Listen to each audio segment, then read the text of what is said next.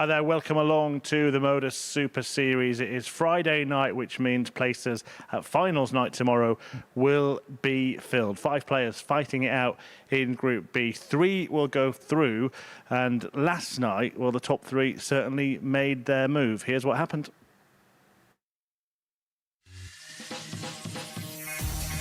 It may be 5 o'clock somewhere, but the clock is ticking on Martin Adams' latest Super Series campaign. Wolfie was winless last night and will need more finishes like that to have a hope. Mark McGeeney fared slightly better, but is still cut adrift from the top 3. Just 1 win for the Gladiator. There's a 3-way tie at the top of the table, with Robert Thornton, one of the trio, looking good for tomorrow's finals night places. Heneghan was probably the star performer. An explosive start, including this maximum finish, helped Heno deal a hat-trick of wins. Also on 6 points, and in the lead in Group B, is Clayton. Some decent stuff from him leaves tonight looking 3 and easy.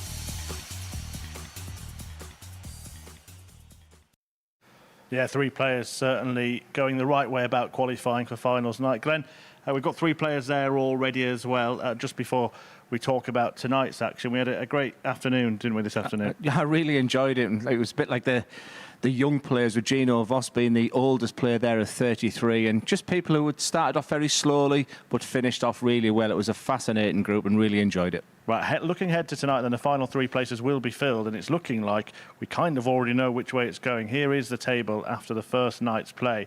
It's going to take a lot for any of the top 3 to fall out of those provisional places. Yeah, it's a real separation, which is disappointing there for the neutral. You know, you're looking at Mark McGeeney really to go through the card, and I don't think he demonstrated that he can do that totally yesterday. More the fact that players are playing really well. Heneghan at times was sensational. Thornton was excellent, but great to see Clayton there at the top. Yeah, it could have been different. Heneghan could have been a win away now, and Clayton could have been on 4 points and just in a bit of a battle, but winning that last match from 3-1 behind really puts him in a good position. Yeah, it was surprising as well, because Connor was absolutely brilliant last night, and honestly the frustration from him afterward just showed how much he really cared about it. But he's probably gone away and thought, you know, job's half done there. I expect him to qualify comfortably. Yeah, I did mention that 3 players are already through to finals now. If we take a look at the group breakdown as a whole, Jerome Mioch winning Group A, Lewis Gurney and Dan Reed coming through Group C this afternoon, and then in the middle the group that we're going to be watching tonight. Out of those 3 that have qualified, who do you see doing the most damage on Saturday night? Well, I do think the winner's going to come from Group B, so it's a difficult to ask. I really like Lewis Gurney. I think he's the one I've been really, really impressed with. A young lad where he just started off so rabbit in the headlight, and he just got better and better. And he promised us when he was interviewed today he's only playing his B game. But I do, you know, I think out of the 3 of them, Lewis Gurney is the one I'll have me eyes on tomorrow night. Right, no surprise who the top 3 in the betting will be, but in which order? Well, let's find out. Here is how the bookies see things. Heneghan started this group as an odds-on favourite. He's even more heavy to win the group now. Yeah, like I said, the bookies really do like Heneghan, and because of what he's done here before, he's a sensational player, he's a ferocious player, and very dynamic, and he demonstrated a lot of them qualities last night. Robert Thornton, once again, it's great value at 5-2. He didn't do an awful lot. He just ran into that juggernaut of Heneghan. And Clayton, come on, let's give him a little bit of credit. He's top of the table overnight. I think he'll have to improve his score in Clayton. Just the 180 yesterday was probably the only minor issue there. I think Heneghan will want to get revenge in this game. But they play in the first match. The odds will change dramatically if Clayton wins it, so it could be a little bit of value there. And speaking of value, we have put together our usual MODUS Super Series bet builder. This is the most popular bets on the exchanges, put together for a treble, and that pays 4.25 to 1. What do you make of those selections, Glenn? Yeah, the first one has obviously got to do with Martin Adams was sort of messed about with his shoulder a little bit last night. His doubles weren't great as well, and you know, like I said, the explosive Heneghan, you know, I can understand why people are going with that bet. Very similar. The only issue with McGeeney and Thornton is that they are such good friends as well, and sometimes that can take the passion and desire away from Thornton. But again, I can understand the bet, and like I said, and the last one, Clayton Adams going a long way. Yeah, that's not going to be too far away, that treble. Well, if you do have a flutter, do gamble responsibly. BeGambleAware.org for more information on safer gambling, and of course is 18+. Right, let's get the evening's action underway. The first match is between the top 2. 2, it's Conor Heneghan against Brett Clayton, and Glenn Durrant will join Henry Deacon in commentary. Thank you very much, Chris. Very good evening, everybody. And so, here we go. The final 3 players for the final qualification night are about to be confirmed. And 2 of those top 3 that made their way onto 6 points on night 1 go toe-to-toe at the beginning of game 2, as this man, Conor Heneghan, who has never failed to qualify for a finals night here at the Super Series, is hoping to make it 4 in a row. As for Brett Clayton, this is his second appearance here at the Live Lounge in Portsmouth. He actually finished bottom of his group first time round in week 1 of Series 3. The 40-year-old from Newmarket. It's Conor to throw the shredder, first. look at the shredder part of the opposition. Charlie Corsafine is your referee in charge of all of the action this evening, one of the perennial officials in the world of darts. It is Conor Heneghan 60. who throws the first dart of the night. It was Brett Clayton who threw the last dart of last night. And that was after coming back from 3-1 down against the Irishman, who looked set fair to complete the card on 99. the opening night. Glenn Durrant thought the game was over at 3-1 yesterday. He didn't vocalise it because he made his way up to the balcony at that particular point. But he 57. joins me here in the commentary box for this particular encounter. Very good evening, Glenn. Yeah, thank you very much, Henry. And it was intriguing to sort of watch from behind because, you know, when I left the commentary box and went upstairs, Conor was in total control. 139. I really liked the look of Brett Clayton, sort of watching him live, actually in the arena there. In the end, he was a fairly comfortable winner, much to the frustration of Conor Heneghan. He was steaming angry, and as he walked out of the arena, he actually, you know, he let his feelings know. Let's just say that. Conor Heneghan went off a 2-5 favourite in this particular game with the odds compilers. 58. Brett Clayton, despite victory in this particular fixture yesterday, went off as the 7-4 outside dog. But it is Heneghan with the darts. And in his first game yesterday, lit 100. up the blue touch paper. 3 ton plus finishes. In fact, there was 4 ton toppers last night in terms of the finishing department. And Conor Heneghan came up with each and every single one of them. Beat Robert Thornton 4-1, 3 ton plus finishes, including the big fish to finish. Oh, he was explosive. He was exceptional last night. It was the Conor Heneghan I was expecting to see. I know 60. He's got a tremendous record here at the MODUS Super Series, and I really understood why last night. He was brilliant, and I could sense his frustration at the end. But Brett Clayton is never, ever going to get the headlines. And 58. Robert Thornton, Conor required Mark 124. McGeeney, Martin Adams in the room. And like I said, he finished top overnight. It was just a little reminder to everyone as Heneghan looks at Bolt. 99. Brett, you require 88. Well, worst case scenario, Clayton should get a dart at the bullseye here. Well, he's going to get the best prize, double 14. Game shot and the that is a first clinical way. clean Brett kill Clayton. for Brett Clayton to break the Heneghan throw and take a 1-0 lead.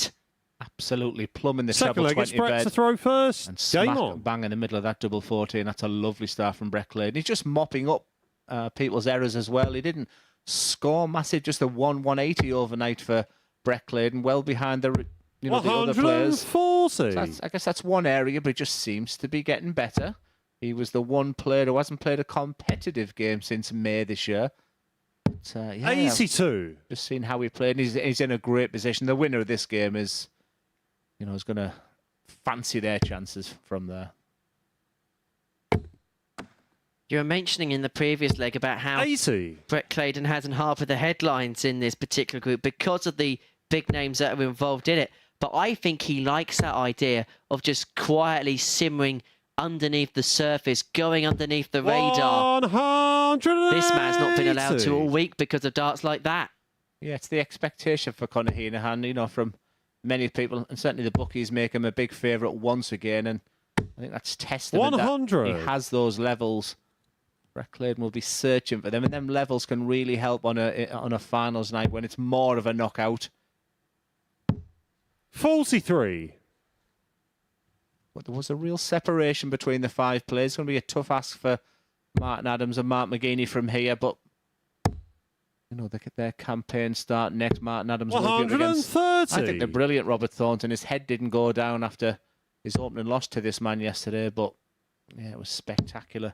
Finishes of 170, 140, 58. 114, and Brett, 70 as well, just all in the one game. As Brett looks at 51 for 2-0.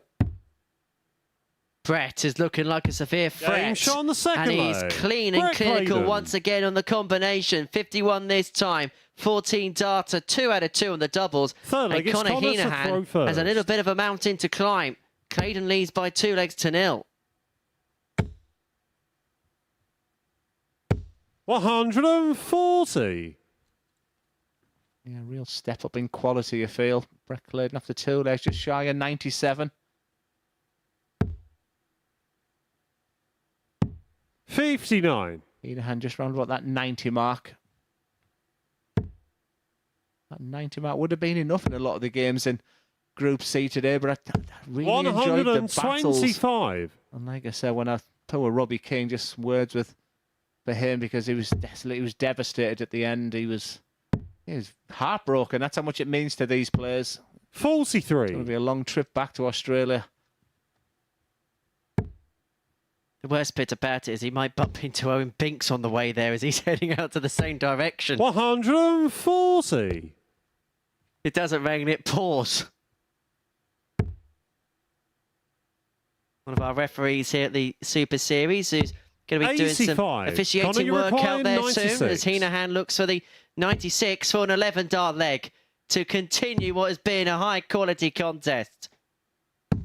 60. Very good leg of darts here for Heneghan. But for Brett Clayton, no panic. It's against the darts right now, and in his 95. mind, he probably knows Connor, his you're leg's gone required now. Connor 36. Heneghan's too good to be messing about. He'll feel. Game shot on the third And that's leg. the reason why. Connor Quality Heneghan. game of darts between two very good players. The outer ring has been hit very successfully. Brett Clayton 2 out of 2. Fourth leg, it's Connor Brett to throw Heneghan 1 from first. 4. Game on. And the last 2 legs between the pair have been won in 27 darts. That's the start quality that we're seeing in this game. 57. There's a dry start to this one for Clayton, which just opens up the door of opportunity here for the Irishman, who, as I mentioned in the introduction to this game, is looking to keep up an 59. unblemished record when it comes to qualification through to Saturday night finals. And he's got this sort of trajectory as well when it comes to Saturday night. 100. A semi-final, a final. Can he go one better this time? I think we can tell a very similar story with Robert Thornton as well. Both desperate 140. to get over that line. Sometimes you can want it too much.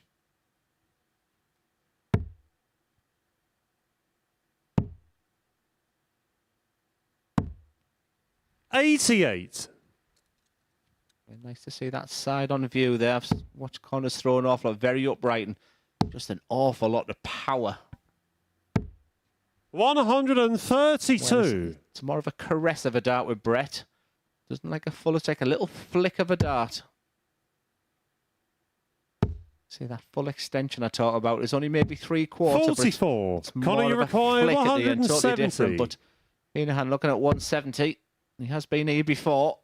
But he is now with that treble 20 looking good for 2-2. 94. So you're beginning to make a little bit of a kick in this game, Connor Heneghan. And Brett Clayton, who we were mentioning was averaging around about 97, well, that's now dipped to a base of just under 86. 140. It's kind of flip-flopped this game Connor, you because it's now require Heneghan 76. hitting them kind of heights as he goes for this 76 to get the break. 2 in hand at double 8. Can he just kiss that off the barrel? He just moves across, 60. but it flicks off the barrel the other Brett, you require side. 72. And Brett made Connor sweat because he's been second best in this leg. And very similar finish. He's going to get a darted a double. He's very good on the outer ring. 52. Not this time. He's 2 from 2 going into that dart. And Connor, you require he's the 60. biggest double hitter yesterday with 40%. So he probably fancied that. Game shot on the fourth leg. And he would have expected Connor Heneghan to pick up the pieces, and he duly does. And so this game is back level at 2 apiece. It's been a high-quality game. Fifth leg, it's The Connor worst to leg of throw this game first. was 1 in Game on. 17 darts. That just magnifies the sort of quality that we're seeing. And Brett Clayton, who ran into that 2-0 lead, just shakes his head in the background and maybe now fully expecting the Connor 140. Heneghan kick towards the line. I think when I looked at the fixture today, I thought Brett Clayton would look at this game and think it's 76. going to be a tough ask against Conor Heneghan, especially if he comes out like the way he did yesterday and identified game 3 very quickly for Brett Clayton against Mark McGeeney. 30. I think that's a big, big game, subject to Conor winning this one.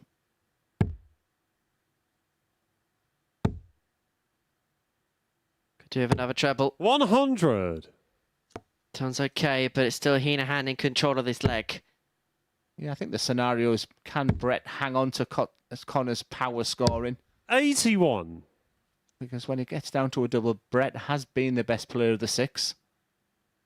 He'd be frustrated with that one dart at double top because he wasn't close with that one. 41. Just a little bit of daylight here for the Irishman.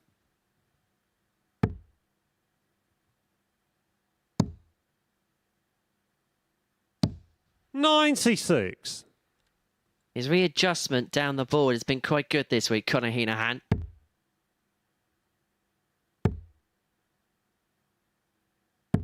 $98. Conor, you require 154. Options here. Looks like he's looking downstairs. We talked about how good he is in that treble 19. 99. That last dart just makes him a big, big favourite for this leg and a big favourite for this match. Can Brett put any pressure on? And the answer is yes. 98. Conor, you Seems like a require two-darter. 55. And he'll feel good about the 88 if he gets a chance because he's been there and done it before. Is that on the mind of Conor Heneghan? Game if it shot on was, the he didn't fifth show it. leg. This is quality. Conor Heneghan. You don't need commentary when you see the response like that from Conor Heneghan. He's really psyched up in Sixth this leg group. is I Brett to didn't throw see an awful first. lot of Game the on. fist pumping and the head movement in Group A, but he was very aggressive last night. Controlled, very internal. 180. The Group B campaign for Brett Clayton. He needs more of that because the other guys are hitting the 180s very regular. 97. And so perhaps it would be ironic.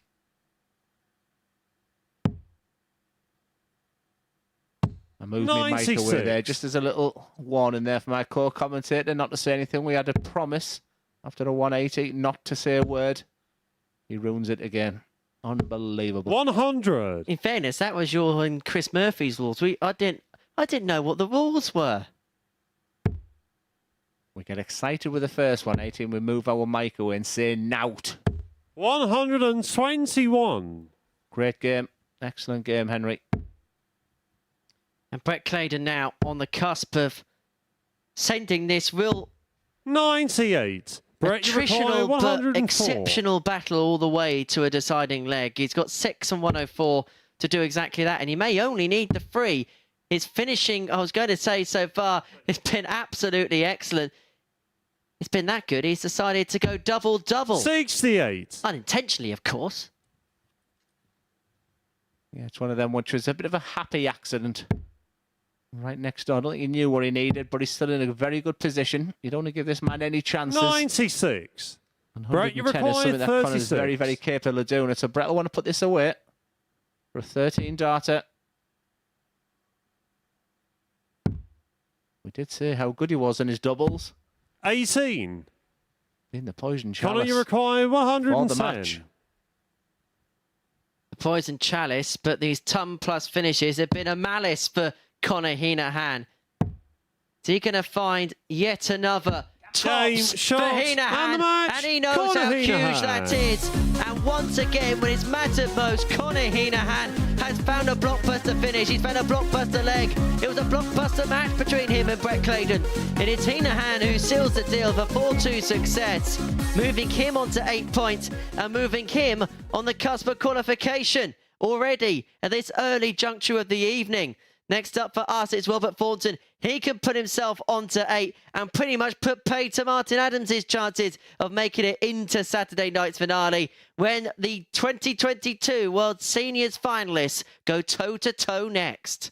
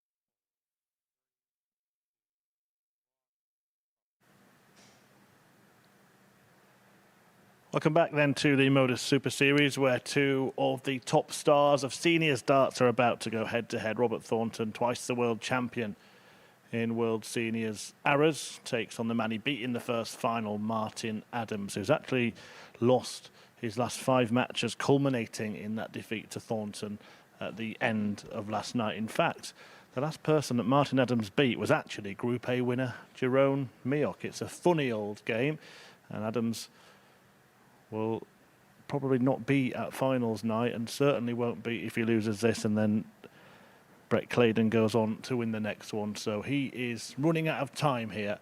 Robert Thornton has his sights set on another finals night. Yeah, thank you very much, Chris. Yeah, this was the standout game on paper before yesterday. It wasn't necessarily a one-sided game, but at that point Martin Adams was already playing 3 games and losing 3, so it's slightly lost of its appeal. But yeah, 2 real players. I admire very much Henry. You know, it's first stood leg. behind It's Robert both to throw players. first. Just amazing Game on. CVs when you sat here and you look back at the results. And they always say never look backwards in darts, but when you do look at what they've won, they've had fantastic careers.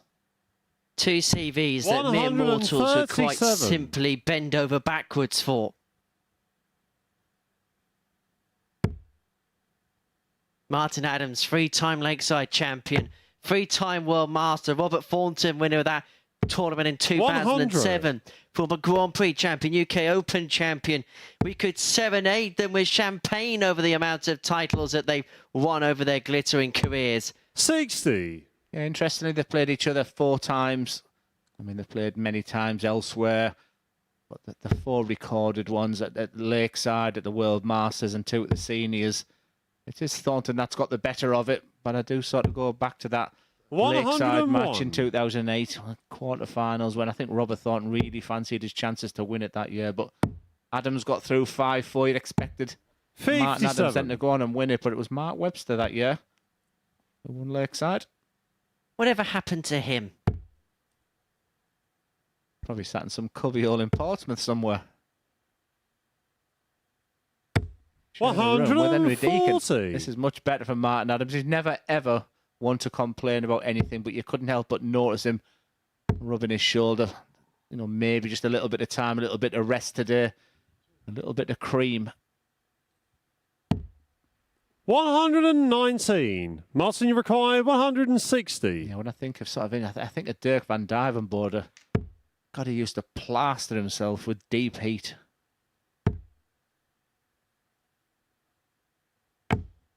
50. Robert, you require 128. So Thornton for the opportunity to hold in the first leg. He's kind of been a little bit of a second fiddle in this opening leg, but he's not going to solve the riddle on the middle of the diddle. 42. So Adams Martin, is you back for require 110.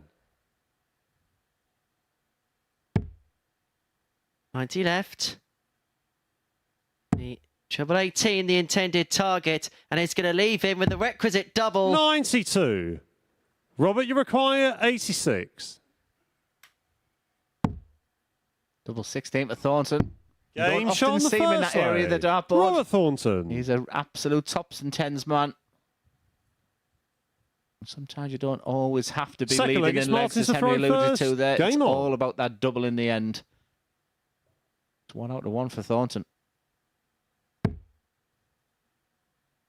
Victory to put him onto 8 points and would effectively end the charge of Martin Adams in Group B and his charge to 62. Champions Week. Somewhere he has been before, not as a weekly winner. Now, he made it through to Champions Week in Series 2. Now, he came in as an alternate. That was the Champions Week and the series which 45. straggled both sides of Christmas, and Adam Warner and Graham Usher both won weeks and then went on to gain tour cards after. And so Martin Adams came in as a reserve player and for a long time had the highest average of the 30. year. Beat Colin Osborne with an average of 111.33. Didn't qualify through to Champions Night in the end. He actually lost out in that weekly final 99. in Series 2, Week 3, to Justin Smith, the bearded dragon.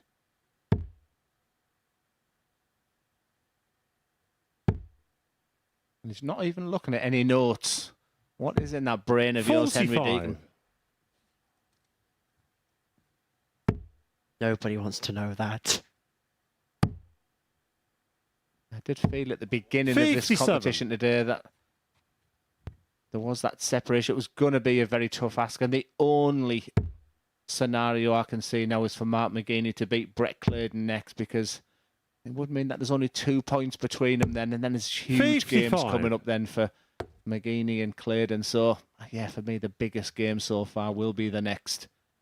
You fancy Thornton to get at least 2 wins tonight? You'd be expected to beat Martin Adams, who's still sat on 0 82. points. But nothing to separate them in the game, apart the fact that when Thornton had a dart to double, he hit it and Adams didn't. Yeah, win for Brett Clayton in the next 100. one would mean it would effectively be over. Wouldn't mathematically be over, but it would take a lot to see Mark McGeeney make his 48. way through from that particular juncture. But Thornton here in the second leg of this one, leaving himself 170. But Adams with the darts has got the opportunity to leave a far more makeable checkout. And how many times has he done this week? In the approach set-up shot has come up with something majestic. And Thornton is going to need the fish, a fish which isn't going to come into high C. 60. Martin, you require 32. That's a fantastic setter from Adams. Can he do what Thornton did in the first leg and hit double 16? It's his favoured double. It hasn't been his friend this week. Game shot on the second now. leg. Martin Adams. Much better performance already from Adams. I'd even argue, Henry, that he's been the better player in this match, but Third leg, it's Robert the to throw most important first. statistic Game is on. the fact it's only 1-1 and the fact it's Robert's start. And when you're playing Robert Thornton and he's not at his best, you're waiting for him to kick in. You don't 90. expect him to play a 7-leg match where he's nowhere near his best. He's averaging under 80 at the moment, which is so unlike him. So that's always the fear for someone like Adams, where he's thinking, well, I'm only 1-1 and Robert hasn't even come to the party yet. 95. It must be similar to playing a maverick tennis player. So say, for example, John McEnroe, where you just don't know 43. if they're not playing at their best. You just know that something's going to snap them into life at some point. And you literally do not know what, and you literally do not know when. And Robert Thornton has got this ability to let one small thing just kick him into gear. Sometimes he just needs to get a little bit upset with himself to do exactly that. 45. But get upset to make him better as well. He needs fire in his belly. He doesn't play well just playing casually, and he has to shake his head. He has to get frustrated. He has to do that 58. because he's one of them players who needs that anger inside of him, whereas Martin's very, very difficult to read. Very. He doesn't give an awful lot away. He has shown some signs when he's had that lateral drift into the fives. 45. He's not really a head shaker, but clearly very disappointed this week. And that's the only difference, Henry. I can see where Martin, his doubles aren't as good as they used to be. And 94. he is so straight. He's 20-20, treble 20. Someone who never really deviated away from that treble 20, but that is the problem. Here we go, a little bit of Does a Trivia time. Hardest player to mentally break down in your career you ever faced? 70. Give me a second then. There's a second. 100. I'll tell you what, I'll give you to the end of this leg because Thornton finds himself on a finish on 116 to maybe change the tungsten tide in this particular match. 140. But of Robert, you course, in the require setup, Martin Adams 160. finds a big visit. 2 trebles on this occasion. But can Thornton take out the 116? He's going to give himself a go at tops. Game shot on the His third favourite leg. friend has Robert come up trumps Thornton. again. And that's the first ton plus finish we've seen in this Group B that doesn't belong to the possession of Conor Heneghan. Robert Fourth Thornton leg, it's with Martin a to throw 6-ton first. topper Game on. of Group B. Yeah, it's a good question. And I honestly, Henry, don't know the answer. I can't think of anyone because I think in roles reversal, I think people might have said they found it tough playing me because of my pace being a little bit slow. Around about the 60. pace Martin Adams is playing now. So maybe people would have answered me as where my head was stronger than there to break down. But I can't think of anyone off the top of my head. 93. I think people just beat me fair and square, if that makes sense. I didn't come off thinking he beat me mentally. So the answer is Glenn Durrant. Yeah. I think 85. The toughest nut to crack was myself. I would win games because of my mental strength. I would lose games because you lose it. Whereas this man now, I see that as a positive for him. 80. Most people I'd be saying, don't shake your head, don't show. But Robert does have to get the best out of himself. So let's get into the mind of Robert Thornton then, shall we? If he wins this one, and he knows he's not playing at his best, 55. how will he be feeling going forward for the night? Well, I was going to ask you something similar because I think 60. he's dominated MODUS Super Series, and when it's come to Saturday night, just fallen at the last hurdle. This could be a slightly different way of qualifying because Conor Heneghan got the headlines yesterday. Brett Clayton was top overnight. We didn't really talk an awful lot about Robert Thornton. Could he then go 83. into tomorrow as the guy who demolished a group and then goes on to win it this time? So it might be just a different way of winning. I've already spoken to Robert about 84. the question that I always seem to ask him on a Saturday night, and I think he's ready for me to stop asking that question. There's been a different business-like feel to Robert this week. Maybe he sensed the opportunity. We sent him and 100. Conor Heneghan with a 2 possibly at the beginning of the week to go on and claim glory, and maybe he sees that opening on the horizon. It's wide open, that's for 48. sure. Jerome Mayork to the two Martin, young you lads that require qualified today. 118. It's wide open. So Adams' first poke on the 118. Moves across. Treble will leave himself on double 19. But it drags just below. And so Thornton 136 to get the break and to open up a 3-1 lead. 58. Robert, you require 136.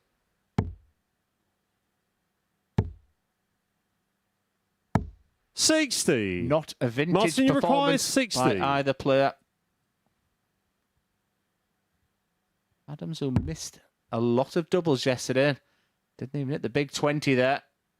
It's not his favoured double, and he's not hitting doubles. 40. I thought I was guaranteed Robert, to you require talking that in there. 76.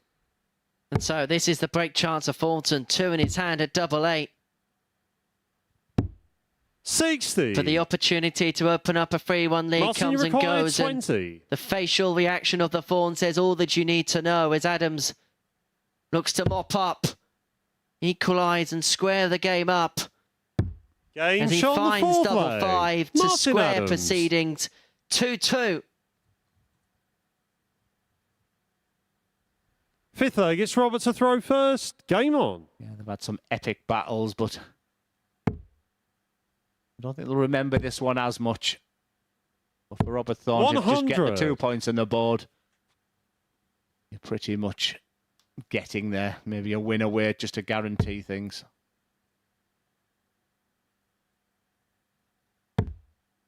Was such a big separation overnight, wasn't it? That top 3. 30. Not something you always see in Group B, is it? Well, not usually, but it does happen 44. every now and then. And I remember a situation a few weeks ago. Well, I tell you a few weeks ago, it was in the previous series, but it was done by, the group was done by game 3 on the Friday night, and effectively you had 7 dead rubber matches. 30. I bet you're fun at parties, Henry. Got to get invited to them first. 96. Don't even get invited to my own birthday party.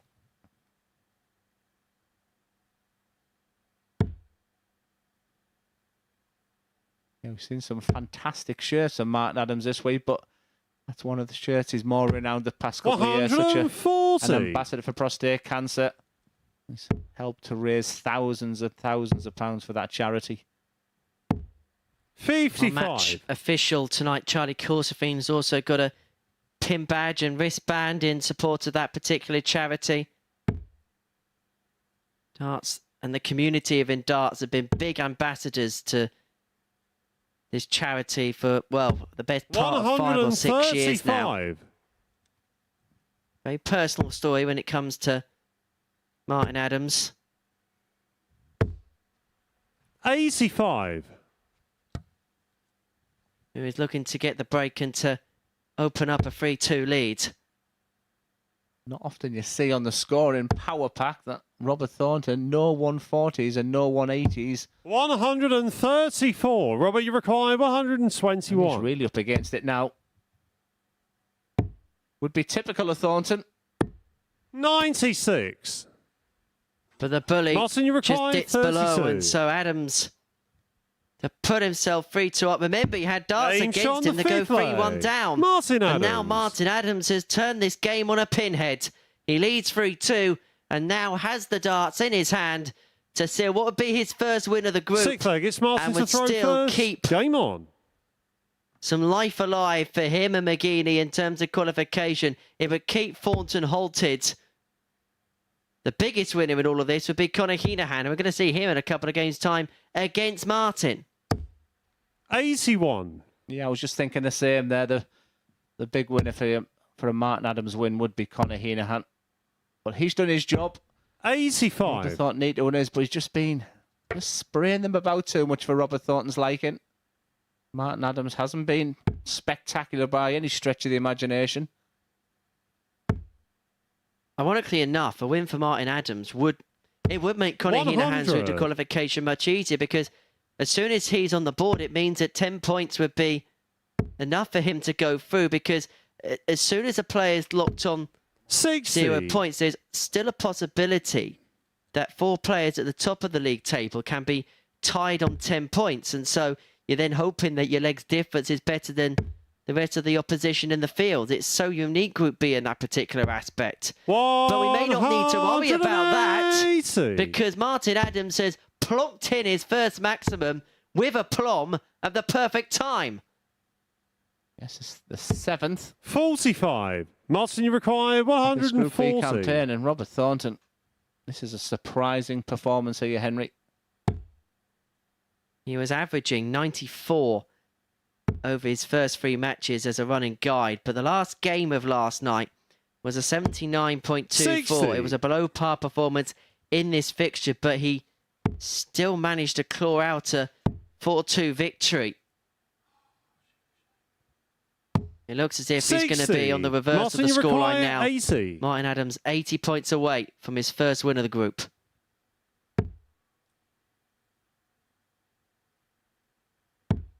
Got a dart at tops for the match. 40. He's going to come back. What can Thornton do by way of pressure? 55. Next to nothing, Martin, you because require Adams 40. has got 6 more if he wants at tops. Yeah, no pressure, no drama. Game, And Adams shot, is and the victorious match. Martin Over Adams. his great friend and rival Robert Thornton. Ultimately, it's about the 2 points. I don't think he'll be satisfied with the victory, Wolfie, but he's up and running finally. For Robert Thornton, it was an indifferent performance, put it that way. He'll come back, he'll bounce back. We know Robert Thornton will do. But for Martin Adams, that's his first 2 points of Group B against his good friend and rival, as said. And next up, it's Mark McGeeney joining the 4. He plays the returning Brett Clayton.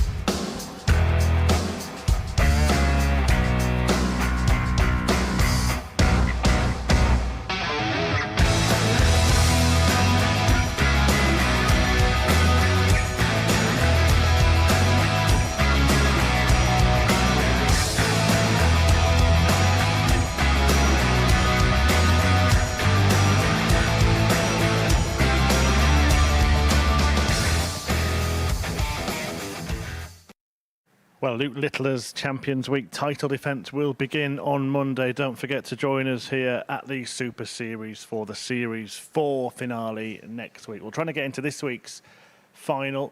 Brett Clayton, who topped the group overnight but lost his first game to Conor Heneghan, looking to join him on 8 points. And Mark McGeeney, who can close the gap on Clayton and Robert Thornton to just a couple of points if he can get his second win in the group. To talk you through it, it's back to Glenn Durrant and Henry Deacon.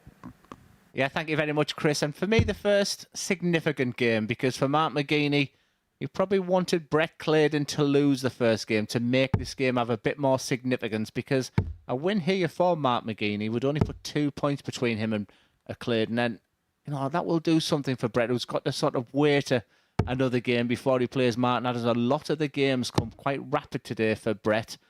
And if he's going into the next game against Martin Adams, who already won a game, you just see the permutation sort of coming up. So I guess for the neutral point of view, it does make it interesting if McGeeney wins this match.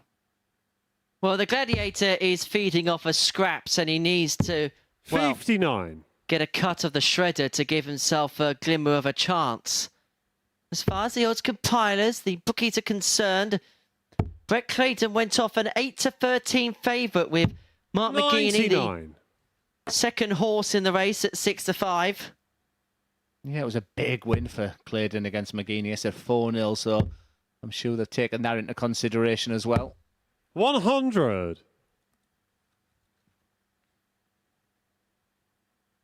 Just don't feel McGeeney can play as bad as he did yesterday.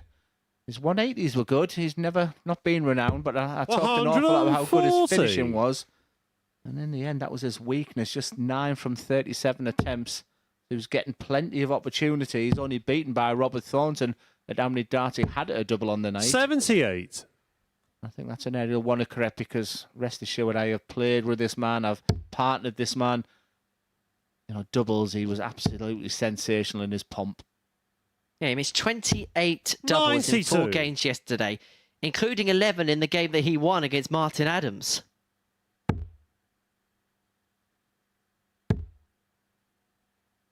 He's first to have finished in this particular leg. Mark to require 170. Leaving the fish, but McGeeney with first poke against the darts. Incredible the amount of times players are now leaving 170. 36. Well, Brett, you require 170. It's a great start from McGeeney, but he's given the ascendancy and the advantage to Clayton. He should go downstairs, or could go downstairs, but decides to stay. 60. Mark to require 134. A 1-3-4 for the Gladiator.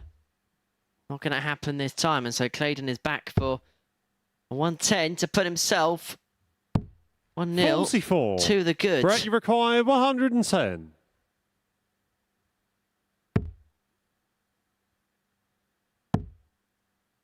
Moved across, the Treble 18 would have left in the requisite double. Mark, you so require McGeeney 90. back for 90, keeps it straight. He should get a dart of the bullseye.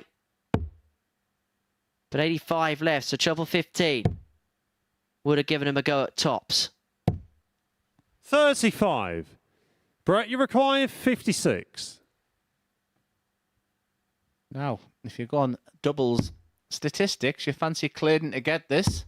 Game shot the first lay. That's exactly what he does. Mark McGeeney will be very disappointed. His last 9 darts scores are 36, 44 and 35. Second leg, it's Mark to throw first. Game on.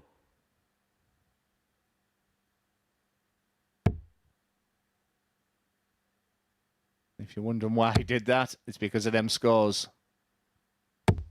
140.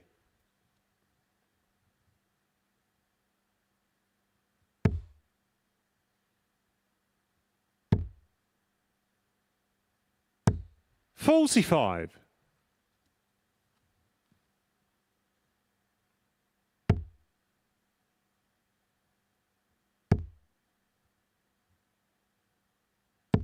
$140. Back-to-back 140s at the beginning of this leg. Scoring very nicely. Mark McGeeney, that will pleasing. 45. No, he put himself in a good position in the first leg and couldn't see it out. His setup play was very disappointing, but he's back in. I do like the bull on the last start in that scenario. 95. He's got acres of time in this particular leg to get the job done and to level us up 54. at one Mark to apiece in this require particular encounter. 126. And there is a myriad in terms of the averages, but it's McGeeney who finds himself one down. Doesn't have to if he doesn't want to, 84. but he gave it a bit of a poke anyway. Maybe he's been sat with Martin Adams for a couple of days. Or maybe just wanted that spark. He needed something. 140. No Mark to panic. require 42. Look at a big 10 for his go-to, double 16. Game shot on the second leg. Foul Mark for McGeeney. 14 data to level proceedings up at one apiece. Third leg, it's Brett to throw first. Win here for Game on. McGeeney would mean that he would close into within just 2 points of Clayton and Thornton. It really would then be advantage Conor Heneghan. And as we mentioned a bit earlier on, because Martin Adams has got off the mark in 140. this group, it means that 10 points will be enough for qualification on that unique scenario, which you've never seen at the Super Series before, where 4 players are tied on 10 points. Well, we're going to have to wait 100. for that for another time.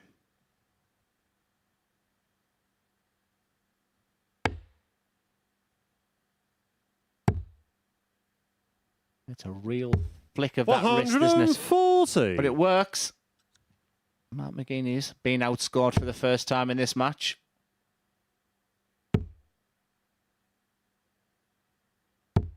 100. You never hit a bad treble 20. That first half for Mark McGeeney. He just loves to be in the bottom part of that treble 20. That's how good the game is now. People actually are aiming for parts of the treble 100. 20 bed rather than just hitting it.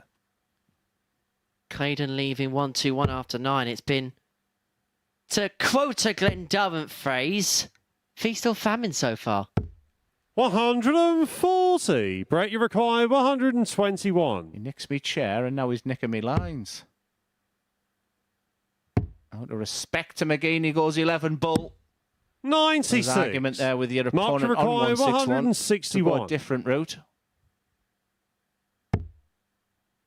Down it goes, treble 17. Gives him a dart at the bullseye. Not too 136. far away either. Brett, you require 25. And so Clayton comes back for a 2-1 lead. When he wants a double, it usually means one thing. 9. Just Mark, the you pressure require of the 25. situation. A nervous look at the score.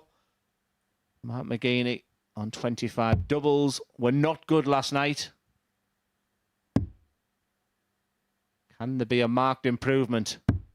9. Brett, you require 16. And so 2 8s for a 2-1 lead. And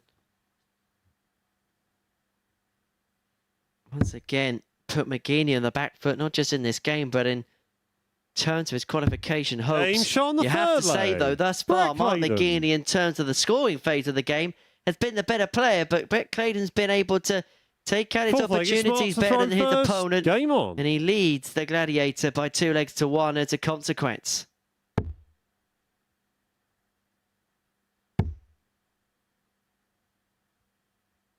$137.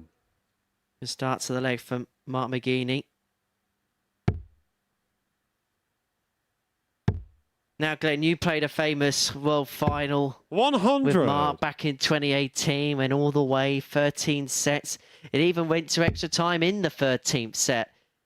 Just tell us and give us a little bit of a trip down memory lane on that 60. particular day. I'll keep it brief, but I remember leading 6-4 and you go off to use the bathroom, just whatever you need to do. And I was stopped by a friend 134. and my preparation was so religious. And I went back up there and my mind was like, I didn't do this, I didn't do that. And Mark McGeeney come flying by. And it's a Maximus from the Gladiator. 180. Just for you, that Les Harrison, if you're watching. So thanks for that line. But yeah, And then when he got to 6 each, and then 140. I mean, that Mark to destiny when he require has darted double 18. 124. And bearing in mind, he hadn't missed the double all night. Could have changed his life. He could have been sat in this room with Henry Deacon. I'm very glad he missed it now. Brett, you require 127. Do you want to say it or shall I? Go on then, Mr. Hinks. Brett Clayton.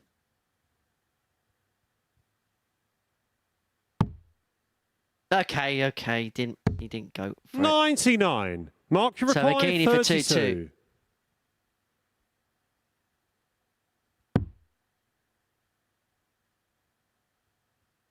Game shot on the There's a lot fourth of leg. one-sided games Mark in Group B McGeeney. last night.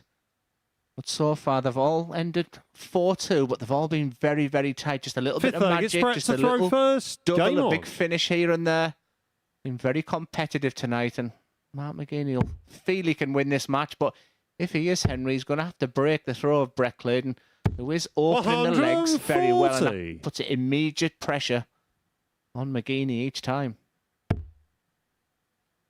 He is doing all he has to do with the darts, because if you look at... Well, let's have a look at the averages. There's a chasm between the 100. pair. McGeeney averaging 95, Clayton 89. But he's doing enough on throw to harbour those particular legs. I mean, that gap was wider. We've been watching them averages. 58. At one point, it was leading and was 20 behind in the averages.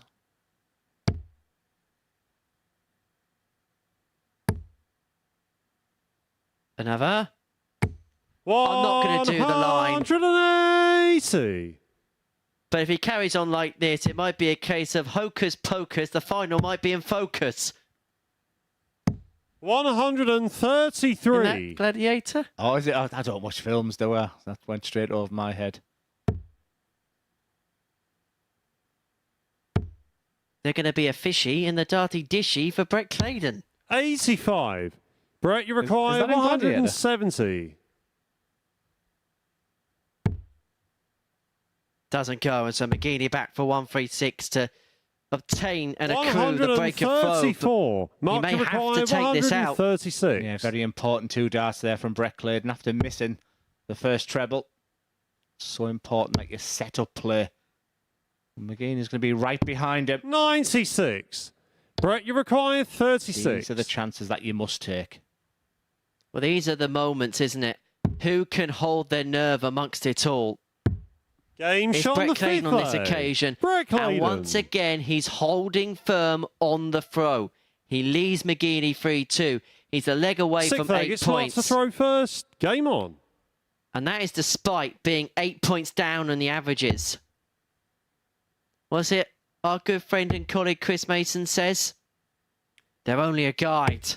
180. That's a third maximum for Mark McGeeney, whose average now heads north of 101.5.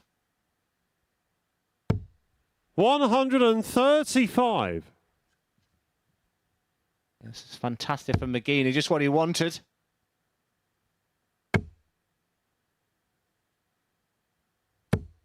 $66. Yeah, their eyes smile from Henry Deacon.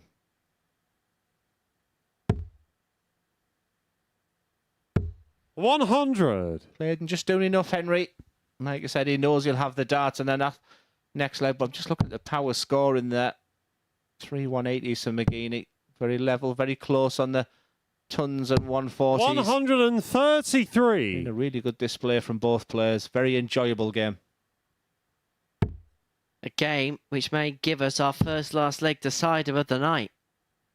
Don't expect it to be the last 59. either, the Mark way that this group is going. 122. 1-2-2, and he's got 6.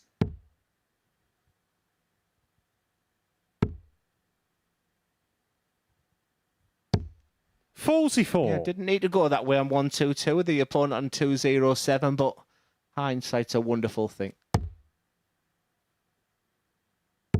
And what sort of pressure is going to be applied? 137. Lots of it. Mark, you require 78. And suddenly this becomes a must-hit. Double 12 for now, sixers. to win leg 6. Game shot on And the to sixth take us leg. all the way Mark to a McGeeney. decider. Brett Clayton piled the pressure on the Mark McGeeney throw there with the 1-3-7. But McGeeney Seventh stood final leg. It's firm, Brett last to throw nine-hander first. double Game 6. on. Sends us all the way to a deciding leg for the first time tonight. But when he has the dart, Henry, he starts very, very well. Now, 95 is a good score. It's not a great score. McGeeney just has that determination in him. 3-180 so far. Boy, what he could do with one in this leg. 60. Advantage Clayton. McGeeney comes up dry to start, and so Clayton has the door of opportunity opened upon him. He can really 97. claw home the advantage that he's got with the darts here. But 123. another timely big score for McGeeney. Yeah, it was a fantastic response. And for the first time on 54. throw, Brett Clayton has got pressure on it. McGeeney is fighting. Look at that determination. The gladiator with the stone-cold face of a warrior. 96. In a joust which has severe consequences. It is a joust which may well see a 44. horse fallen from this particular race. One might be hoisted from their own petard.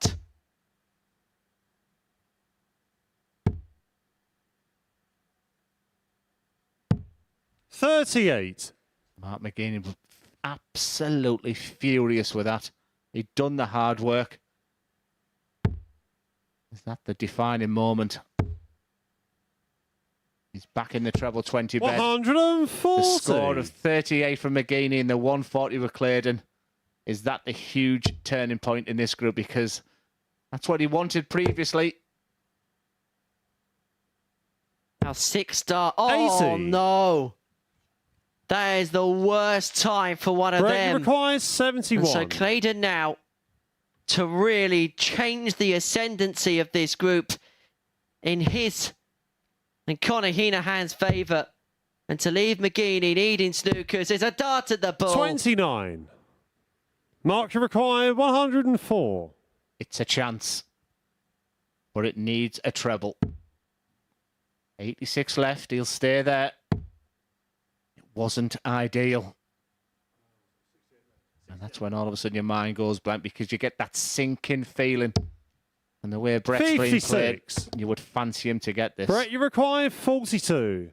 To get over the line and to seal a 4-3 win.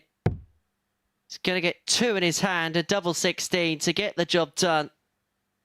And to move himself on to 8 points and possibly an immovable object Game, when shots, it comes to and the qualification match, for tomorrow Brett night. Clayton. And the relief of the pent-up emotions from Brett Clayton there says it all, because the shredder has slayed the gladiator. Brett Clayton beating Mark McGeeney by 4 legs to 3. And despite the inferior average, he has managed to get over the line.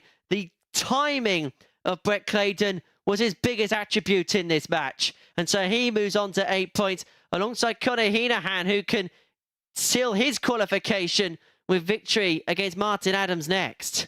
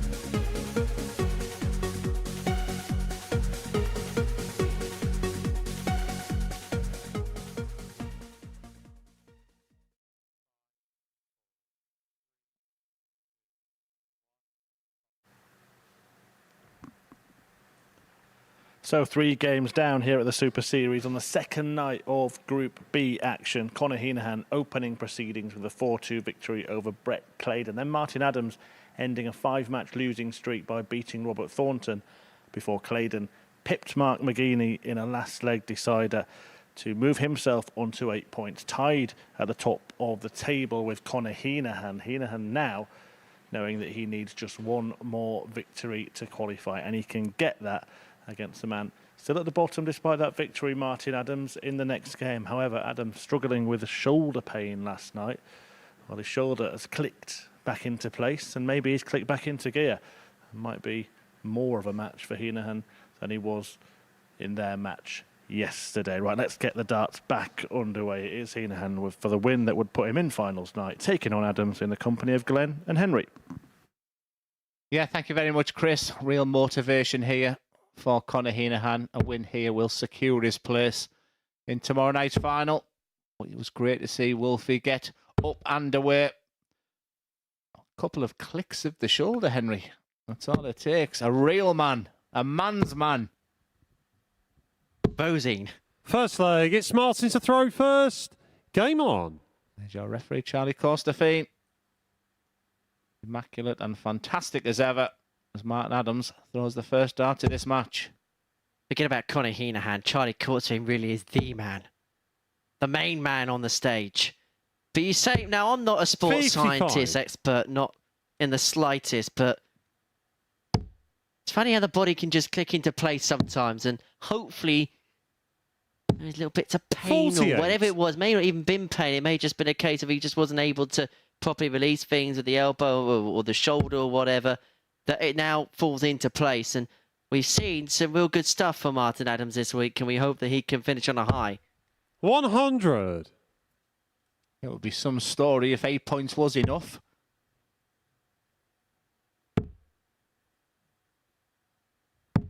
$25.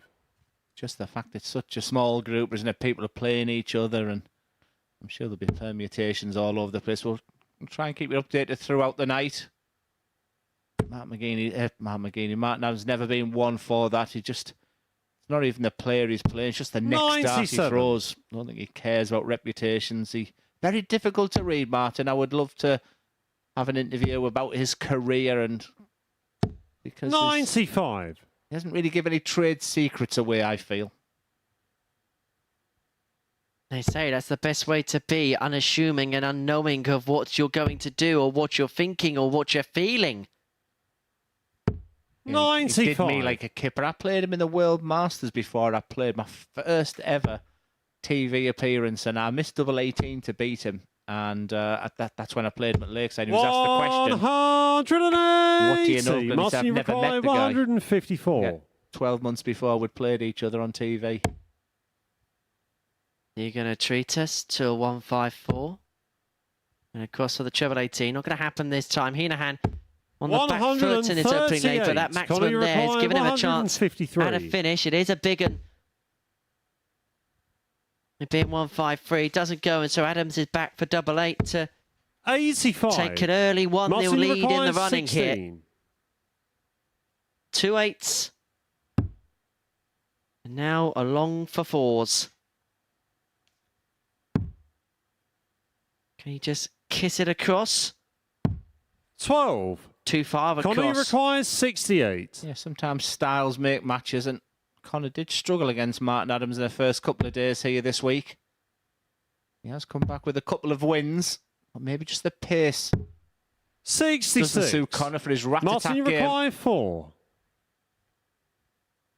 Do 2s never lose? Game shot on the first leg. Indeed, the answer. Martin In the case of Adams. Martin Adams on that particular occasion, he leads by a leg to 0. You talk about the case of Martin Adams. Well, Second leg, big it's Conor news. to throw first. Gino Voss's case has finally arrived at his hotel. He's just sent me a photograph of his suitcase with the words 94. typical. That's good news. He's got a case for the plane journey home.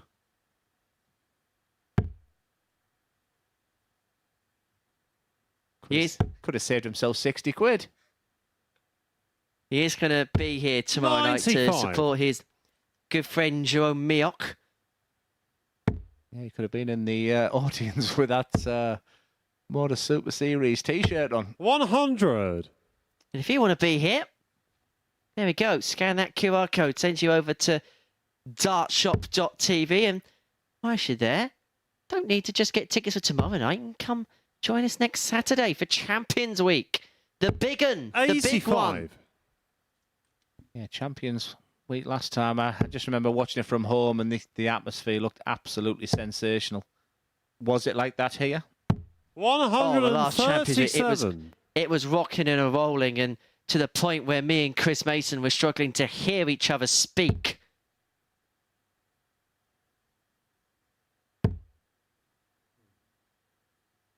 I'll put it this way.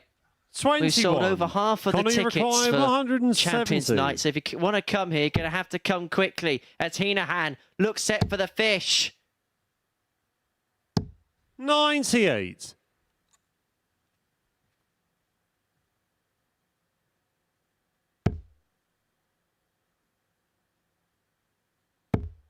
Yeah, the crowd makes it extra special, doesn't it?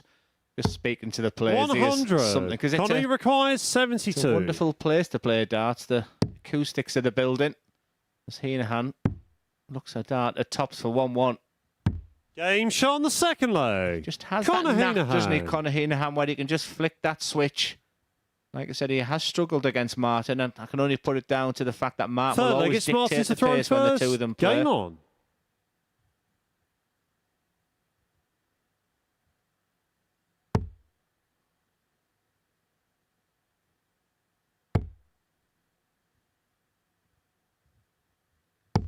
$85.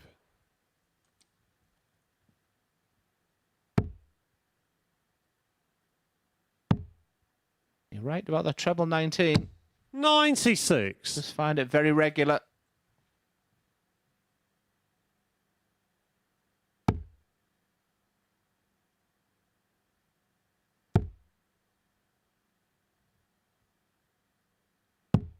$59.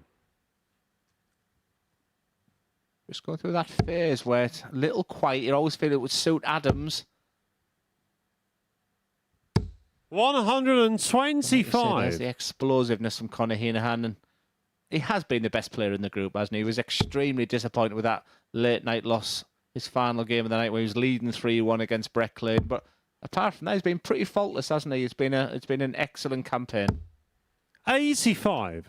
Yeah, it's been another real solid week from Conor Heneghan, and we have these conversations about almost a de facto ranking system for 60. players outside the 128. And even though Heneghan's maybe not in a Barry Van Peer or Luke Littler or Andy Bolton bracket, maybe he's in that next tier down. That may be like 16 to 24 bracket of player who've had a tour card right now. Yeah, we had Wesley Plazier here last week who was talked of being the top three, but he didn't impress me as much as this guy. Just having a little thing. He can go to the 19s, it goes to 161, but you just don't want to take that 0 off, but it's tough to get it through there. Right decision. 59. Martin, you require 147. Can he get the snooker maximum? Good start. Excellent middle. 129. I was about to say Conor, the you perfect require ending. 161. Where's the double going? Heneghan loves this route on the 161. He loves the ball on the back of a 161. 127. He almost gave it the point. Martin, you require 18. We'll always go. Game shot on the third Not leg. even a hint of a Martin thought. Adams.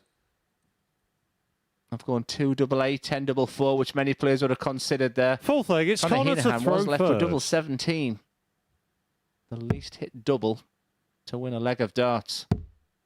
But Martin Adams, very interesting. 85. Just keeping ahead, keeping his nose ahead in this game. Conor Heneghan quite simply does not like the pace of this game. You know, I've watched him all week and seen how his brilliant best, but he does struggle against Martin. 140. 5 9 darters in the Super Series / Online Live League have been hit between this pair. 140.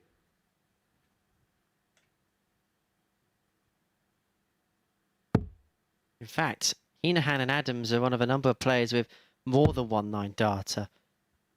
James Richardson is responsible for a couple as well, including 85. the first. Against his own son, Josh, in a last leg decide now. Those are back in the, well, halcyon days when they were playing with no referee. They were playing in COVID conditions where they had to mask up and they couldn't congratulate each other.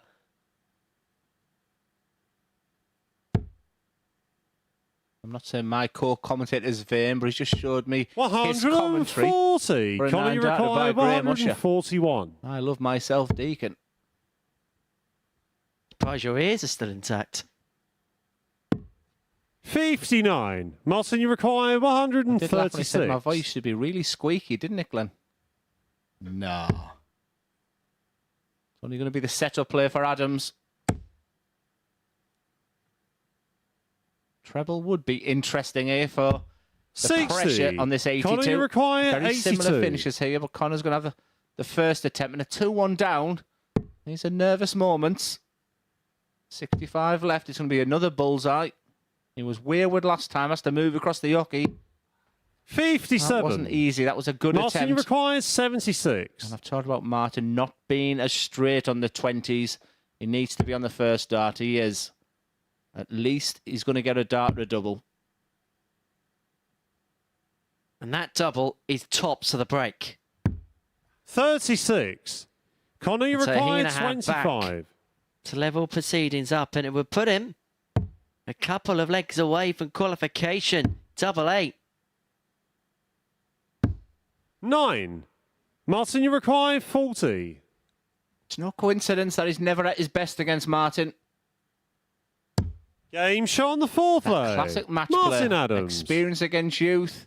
Pacey against a more sedate pace of Adams. And it does not suit the game of Conor Heneghan. So when you're Fifth looking leg, at it's reasons Martin to why he throw didn't first. qualify by Game on. EQ school or some of his issues that he'll have to work on, maybe just playing the more slower player is an issue for Conor that he needs to address. The first dart is plumb in the treble for Martin Adams.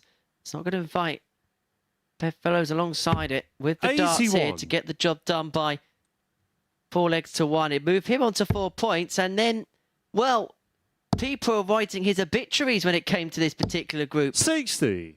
Well, he'd only be a couple of points off Robert Thornton, who plays Mark McGeeney up next. And if McGeeney wins that particular encounter, where you're going to have Clayton and Heneghan on 100. 8 and 8 respectively, and then you're going to have the possibility of Thornton on 6, Adams on 4, McGeeney on 4.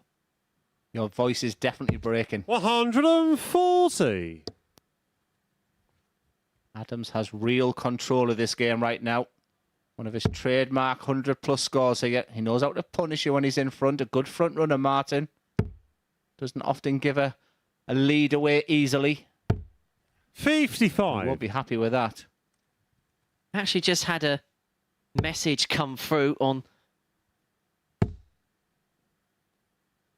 WhatsApp, and Martin Adams actually hit a 9 data when this tournament was an at-home project. I watched it recently. I don't know why. I don't know if it came up on, but I watched it recently in his office. Yeah, it was a fantastic one. It doesn't often deviate from that treble 20 bet, even when he Conor, wants you to require 6-5. 161. And that's the reason I think he should. He did say he likes that 1-6-1 route, but this is a bit messy. 42. Martin, you Are require we seeing the beginning 148. of the end to this game? Adams will feel it's 6 darts from here because 119's not a nice finish. There's the double 83 left, so treble 17. 116. Wonderful setup Conor, you play from require Wolfie. 119. And so Heneghan has to take this. This is kind of Hail Mary territory for him now. But he misses the big number. It's the criminal fatal error. 79. And so now his Martin, you hopes are in the require hands of 32. Martin Adams to miss 3 in hand at 32. for 4-1 victory. Game, shot, and Wolfie and the makes no match, mistake. Martin And he is Adams. suddenly back in this race as far as qualification is concerned, because he has defeated Conor Heneghan by 4 legs to 1. And he's back in the picture all of a sudden. Him and Robert Thornton. Adams on 4, Thornton on 6 has made this a really interesting one for the line. And Thornton takes on McGeeney up next. And if the Gladiator can pick up the points here, we've got a thrilling race to third place on our hands. Join us after this.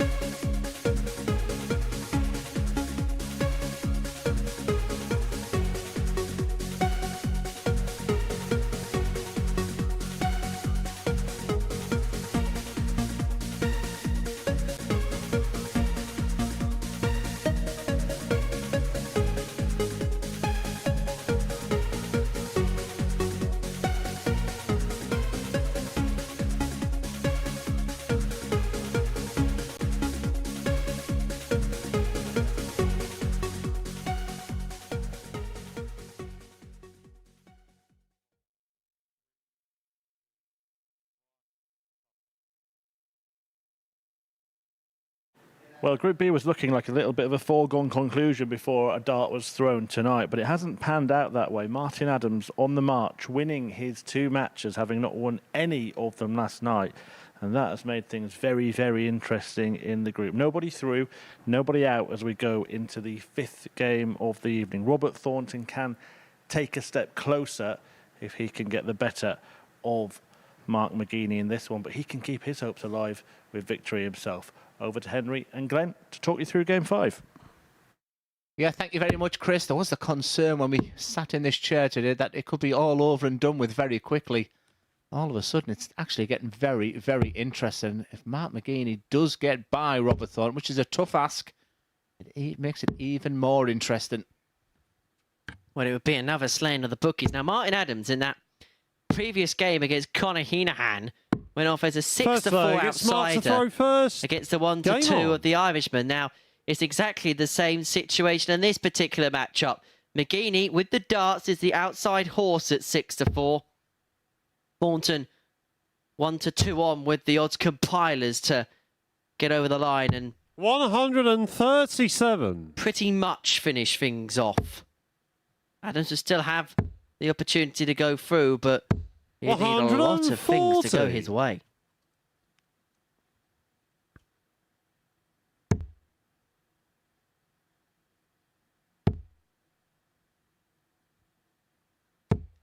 $60.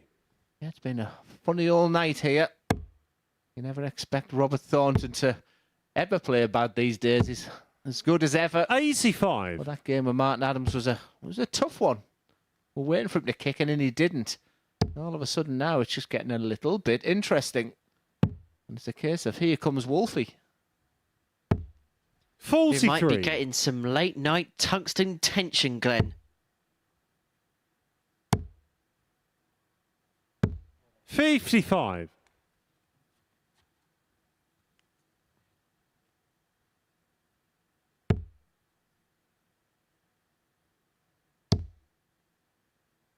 Can he plonk another one in alongside? 85. Yeah, plonk's a good term actually for Matt because he does say understack that dart. I mean, when he was really using the Taylor setup, he was trying to get him on the 57. angle Taylor once did.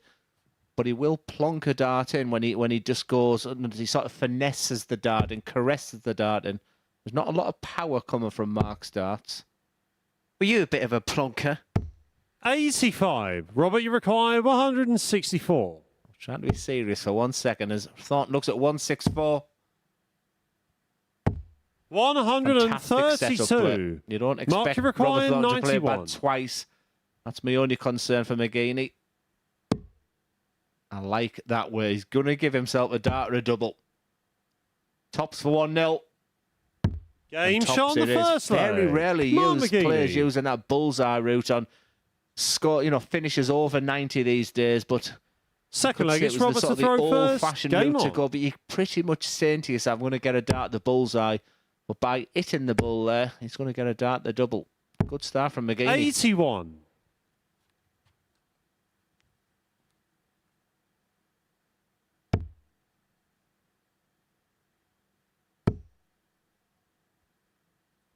Oh, as McGeeney's opening game with Brett Clayton was concerned, the scoring phase was absolutely superb. 3 maximums in there.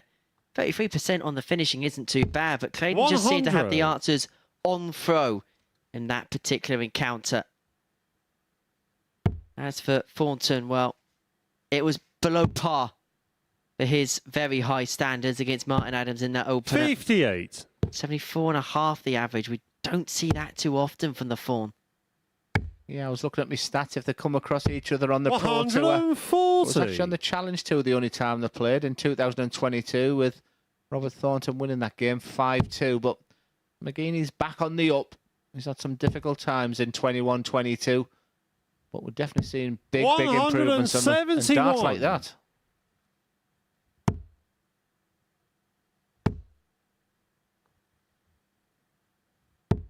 60. Treble-less. Mark, you require 132. Treble 19s. Now we're looking at the centre of board this time. What we call the champagne shot. And that's a good mark if he can hit the treble 19. Now Robert Thornton 48. wants to do what I like to call 120. climbing the ladder. Now he has to go down to go up. So actually the whole logic is completely flawed now. 56. Just admit defeat after Mark, the you first require start. 84.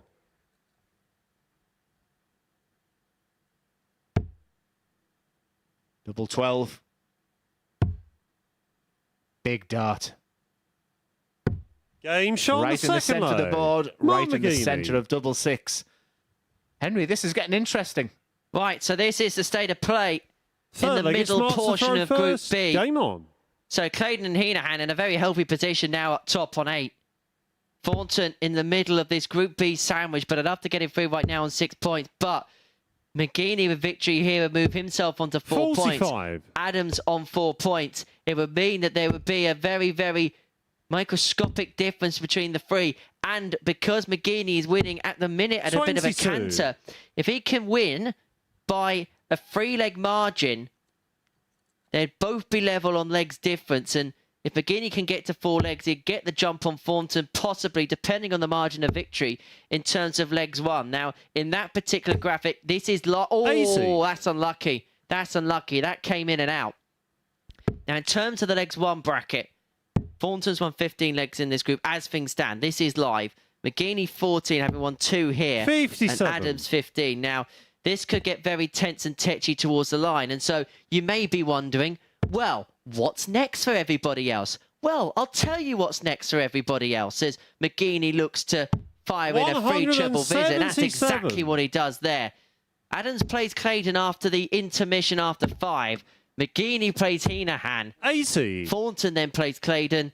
Adams up against McGeeney. And the last game of the group, Connor Heneghan against Robert Thornton. It could all still be played for.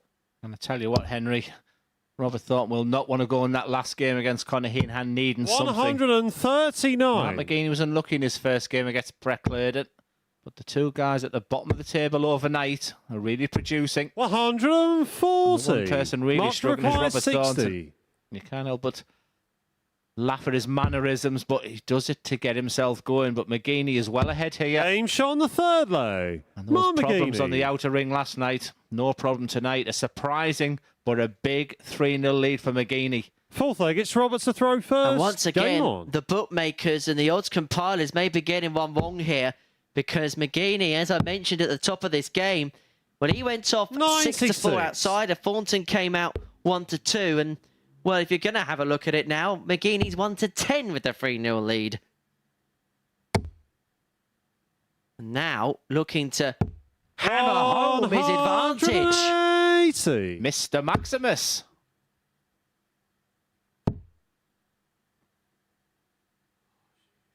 I did say Robert Thornton doesn't play 2 bad games consecutively.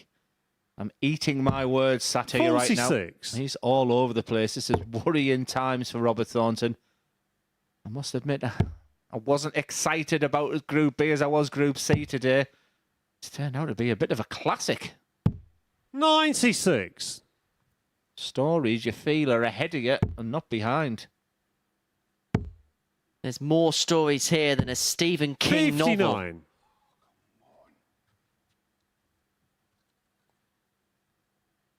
Actually, sat with you is a bit like War and Peace, but that's another story. Yes. 48. Again, it just needs to keep it simple. He had a moment in that first leg against Brett Clayton when he came out the traps nicely, then had 9 darts where he didn't score over the 48. Was that score of 48 there? That's much better. He'd be thinking 137. He has to stop. And a big 17. Don't hit the treble. 137. This is some match. This is some response from Mark McGeeney, averaging 99.86. 93. Mark a gladiatorial performance right when he was in the middle of an uphill battle.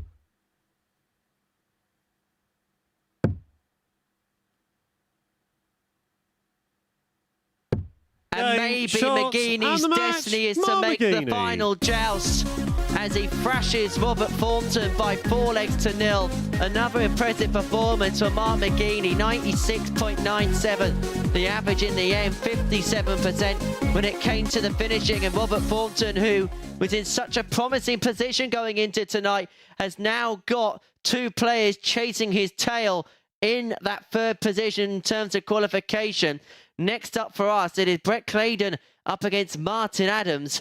Clayton, with a victory, is in to tomorrow night's finale.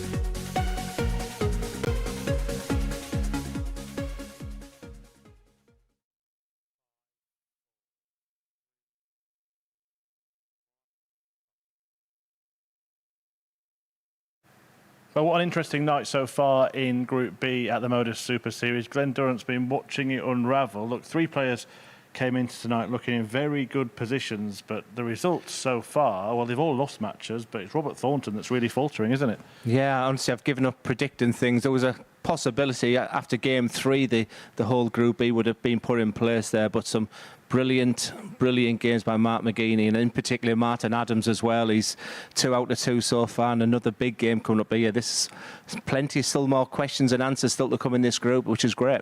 Yeah, we could have had McGeeney and Adams winning both matches, but Adams has done that. He's still not off the foot of the table, but he certainly is on the march. And Robert Thornton now looking pretty vulnerable in that 3rd spot. Looking and sounding vulnerable as well. He's shown a little bit of distress in his games as well, which is not unusual for Thornton, but right now he probably thought he'd come tonight and stroll through. Well, I certainly did anyway, and now it's just getting a little bit tight, and very interesting game coming up again. As for Brett Clayton and Conor Heneghan, both of them know that they're just still 1 win away from qualifying. Heneghan has been in that position before and got himself in that position by beating Brett Clayton. Another ton-plus finish as well. Yeah, really good. He's got gears. He's a great player, Conor Heneghan. He's, like I say, he's very explosive, and he'll be a wonderful addition to the finals on Saturday night. But for Brett Clayton, you know, we kept doubting him, certainly in the comms box as well. Was he the name that we were talking about? No. But he sat on 8 points and a win over Martin Adams here. We'll see him there tomorrow night. However, Adams has been the spoiler. Last night he huffed and puffed, but tonight he might well blow the house down. Let's see if he can. Glenn is going to go and join Henry. Yeah, thank you very much, Chris. And so, Brett Clayton against Martin Adams kicks off the second half of the session. And, well, the Wolf has been on the prowl so far this evening, winning both of his matches. And he's been the major mover this evening. And, well, maybe he was written off a little bit at the beginning of the evening. Well, this man was perhaps given a tough hand by many before the group began, Brett Clayton, because of the names that have been alongside him in this particular group. He's on the cusp of going through. He is looking to make a late charge. And if anybody knows how to master the way through, Brett to throw first. it is Martin Wolfie Adams. It is Clayton to get us underway. Adams, who literally and metaphorically has clicked into gear this evening. 95. Just said that maybe a little bit of a click in the back may have been his little life hack as far as tonight is concerned. Yeah, he never sort of looks back, does he, Wolfie? 121. Even if he just got a win last night, you know, lots of if, buts and maybes, you're going to get that. But once again, how interesting is this going to be if Martin can join Thornton on 6 points? He wasn't happy when I went through the players area there. 180. I'm going to say this now. I think Robert Thornton's a favourite to drop out those top 3 positions. Oh, for sure. Yeah, for sure. He's on 6 points, and, you know, Brett's just a win away. And for sure, Conor Heneghan will get 2 points. That I'm certain of. And this is my theory as to why. Yeah. He's got Brett Clayton, Robert Thornton, and Conor Heneghan in his final 2 matches. 140. As for Adams, if he can beat Clayton here, he moves on to 6 points. If McGeeney beats Heneghan, he moves on to 6 points. And they play an effective shootout game in that particular circumstance in game 9 to move on to 8. 121. Not what we expected. You require 86. But look at the penultimate game as well, Adams McGeeney. But it's the current that's most important. We can get ahead of ourselves. Didn't need to go bring the bullseye there. 68 he went for, so 48 left. 46. And after 12 darts, Brett Clayton, we're talking about Adams winning this and Adams winning that, but we're forgetting about the man who's only 2 points away and a win away from qualification in Brett Clayton. It's been going under the radar all week long, and even though he's been at the top of the table for large portions of this group, he's still not had the headlines he deserves to harbour as he goes for top. So 1-0 lead, down for 10s across the board, and it is 1-0 to Brett Clayton. He leads 1-0. It's a 14-dart leg to start, and he's now just 3 away from Saturday night. Second leg, it's Martin to throw first. I have a theory about that camera angle. Whenever someone wants double 10, there's a magnet in there. It's never missed.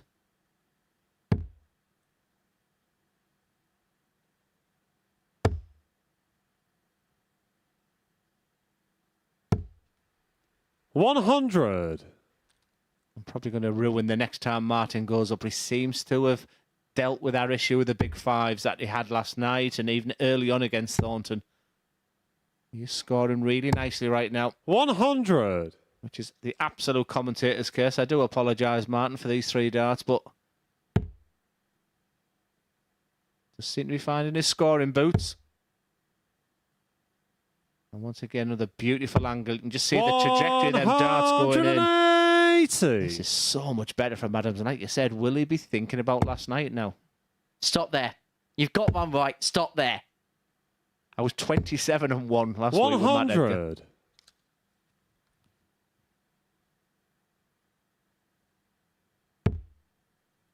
Oh, he's playing like a dream now. And he has these enigmatic sparks in him. 100.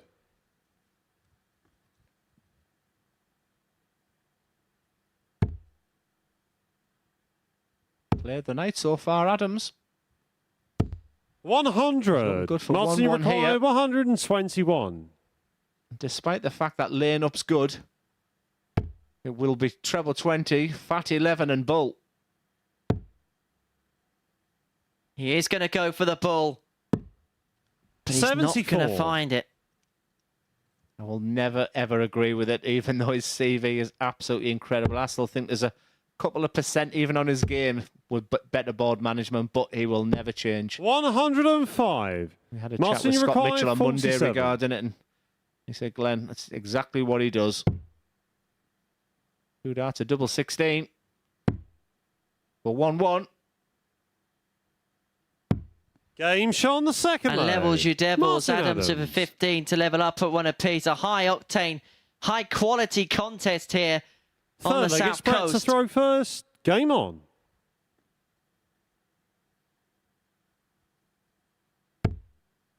I have a feeling Martin Adams is enjoying this. I think he's loves being in a challenge. 140. Clearly written off overnight because he was on 0 points. Is he about to do the comeback of all comebacks?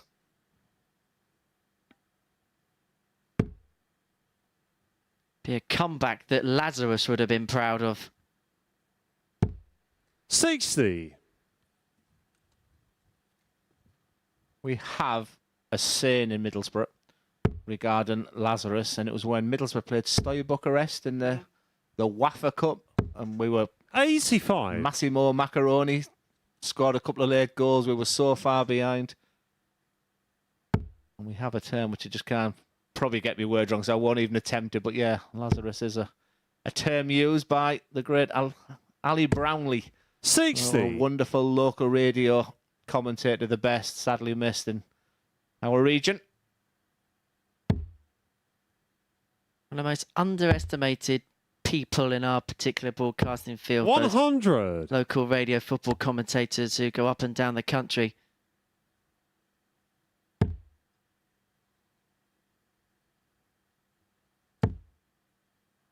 But the lateral Adams drift is beginning to slide into 30. play again, and it's opened up the door for Brett Clayton when he's got sands of time in this particular leg. Seems to be when he's chasing as well. He's a long way behind in this leg.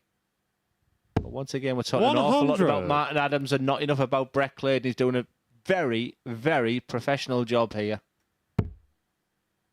Going about his business as he has done for the last couple of days. But don't think the Wolf was going quietly. 140. Brett, you require 76. 76 for Clayton for a 2-1 lead. Every leg, by the way, in this game has been won in 5 visits or less. Double 8 to continue the trend. 60. Not this time. Yeah, they were a distance away there, but he'll regroup, he'll reset. He's going to get 3 clear darts again at that double 8. And for Wolfie, all he can do is put some pressure on.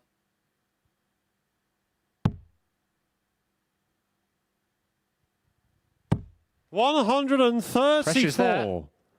Brett, you require 16. This is where your arm can tighten up. This is where negative thoughts can come in. The real greats, put them to one side. Game shot on the third leg. Excellent stuff from Brett Clayton once again. He's halfway there now. He's halfway Full leg, towards it's Martin Saturday to throw night's final. first. Game on. towards his first Saturday night final. And is doing so with another superb performance, this time averaging over 98.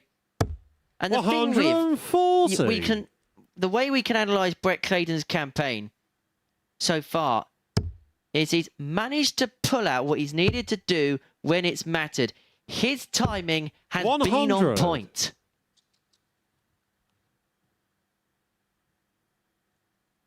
Yeah, he's very understated, just gets on with the job. It looked like a tough group, but he was in very early yesterday. He was practicing before the others as well. He was certainly taking it very, 100. very seriously. That's bearing fruit right now. He's two legs away from automatic qualification. Like I say, it's wide open tomorrow night. 81. Could we see Brett lifting that trophy at the end? Well, we've said it from the start of the week. It's a week where opportunity could knock for literally anybody and everybody. Still not out of the equation for this man, but he's going to have to be nigh on perfect for the rest of the night. And it's as simple as that. 100. Martin, you require 126. You'll have to go down to the 19s this time. Even Martin doesn't stay on treble 20 for 126. 88 left. Options are treble 16. 86. Looking good for 2-2. Clayton can only apply pressure. And pressure may only come by way of maximum. Not going to happen this time. And so Adams is back for tops 85. Martin, you to require level proceedings 40. up at 2 apiece. For another 5-visit leg. Double 10. Game shot on the Magnetised foreplay. as far as Martin Martin Adams is concerned. He levels proceedings up at 2 apiece. Important leg for him to win. And he was up to the task. Fifth leg, it's Brett to throw first. Game on. Well, I'll present to the night. Chris Murphy fancies Dan Reed for tomorrow night. What's your tip? 140. Man, struggling. Well, I said at the start of the week, one of Connor Heneghan or Robert Thornton. Now, I'm going to go with Connor because he's over. Both of them are overdue a weekly win here.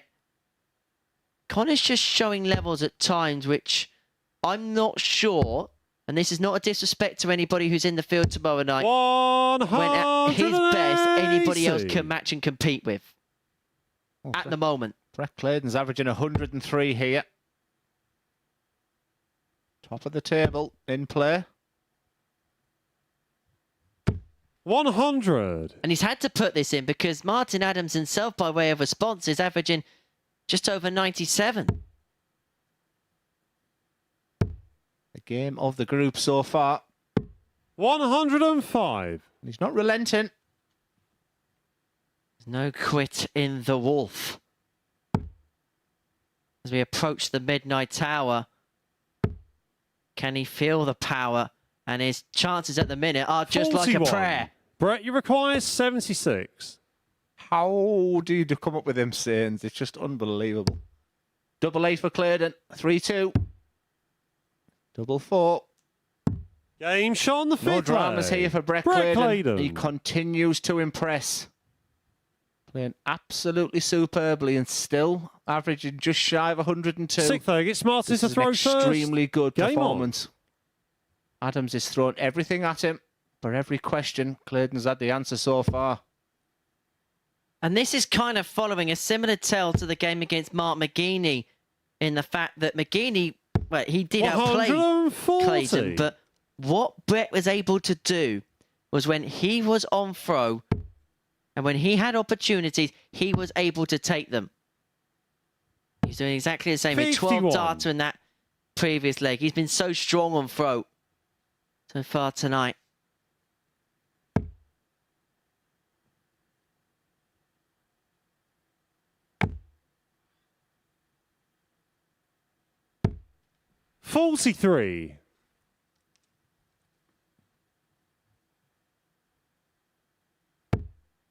bit of a must-win, really, for Martin. It's going to take something extraordinary for qualification. 85. All of a sudden, that shoulder's beginning to hurt now. You can just see him flexing away there. I think it is a little bit of arthritis. If Adams was able to pull off the comeback victory, we'd still be in that incredible position 96. where nobody's through and nobody's out. And we'd be entering the final furlongs of the group. 96. Clayton, that's galloping at the moment. Speaking about it, did you see Michael Smith's horse won today?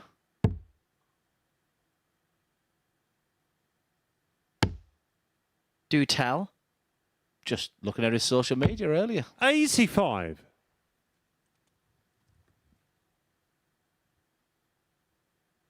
Can't just leave us hanging like that, Glenn. I've nothing to add. 44. Well, Martin, move you on then. require You asked me what to call the horse and I 137. don't know. There'll be no treble 19 tops for Adams. There'll be treble 20. And a big 17. It's looking good for 3-3. How many 4-3s has he been 97. involved with? He does love a fight, does Martin Adams. There is a never say die attitude in this. 94. Martin, you require 40. Darting warrior, the wolf, wants tops. As the clock strikes James Sean the midnight, sixth way. he Martin Adams. is howling and maybe prowling.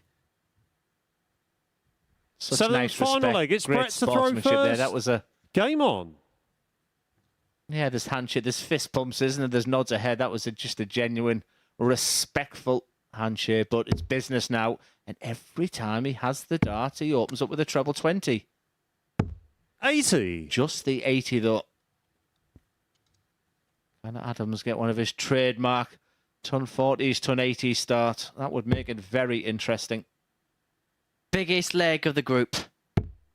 Biggest leg of the group. It's as simple as that, I think, now. 140. And guess what he does? Do you know what I used to do in this situation of 3-3? Martin was the England captain for longer than anybody, any other player in history. And we used to play a competition, the Six Nations, which was a one-leg shootout. 180. As we see Charlie Costafine, our referee. And I wonder if, like me, it goes back to that scenario where you know it's just a one-leg shootout. And does he go back to that experience? But Clayton, once again, outstanding stuff. 55. How many times have we said this tonight when it's come to Brett Clayton? When it's needed to come up clutch, he has done exactly that. On throw, he has been prolific.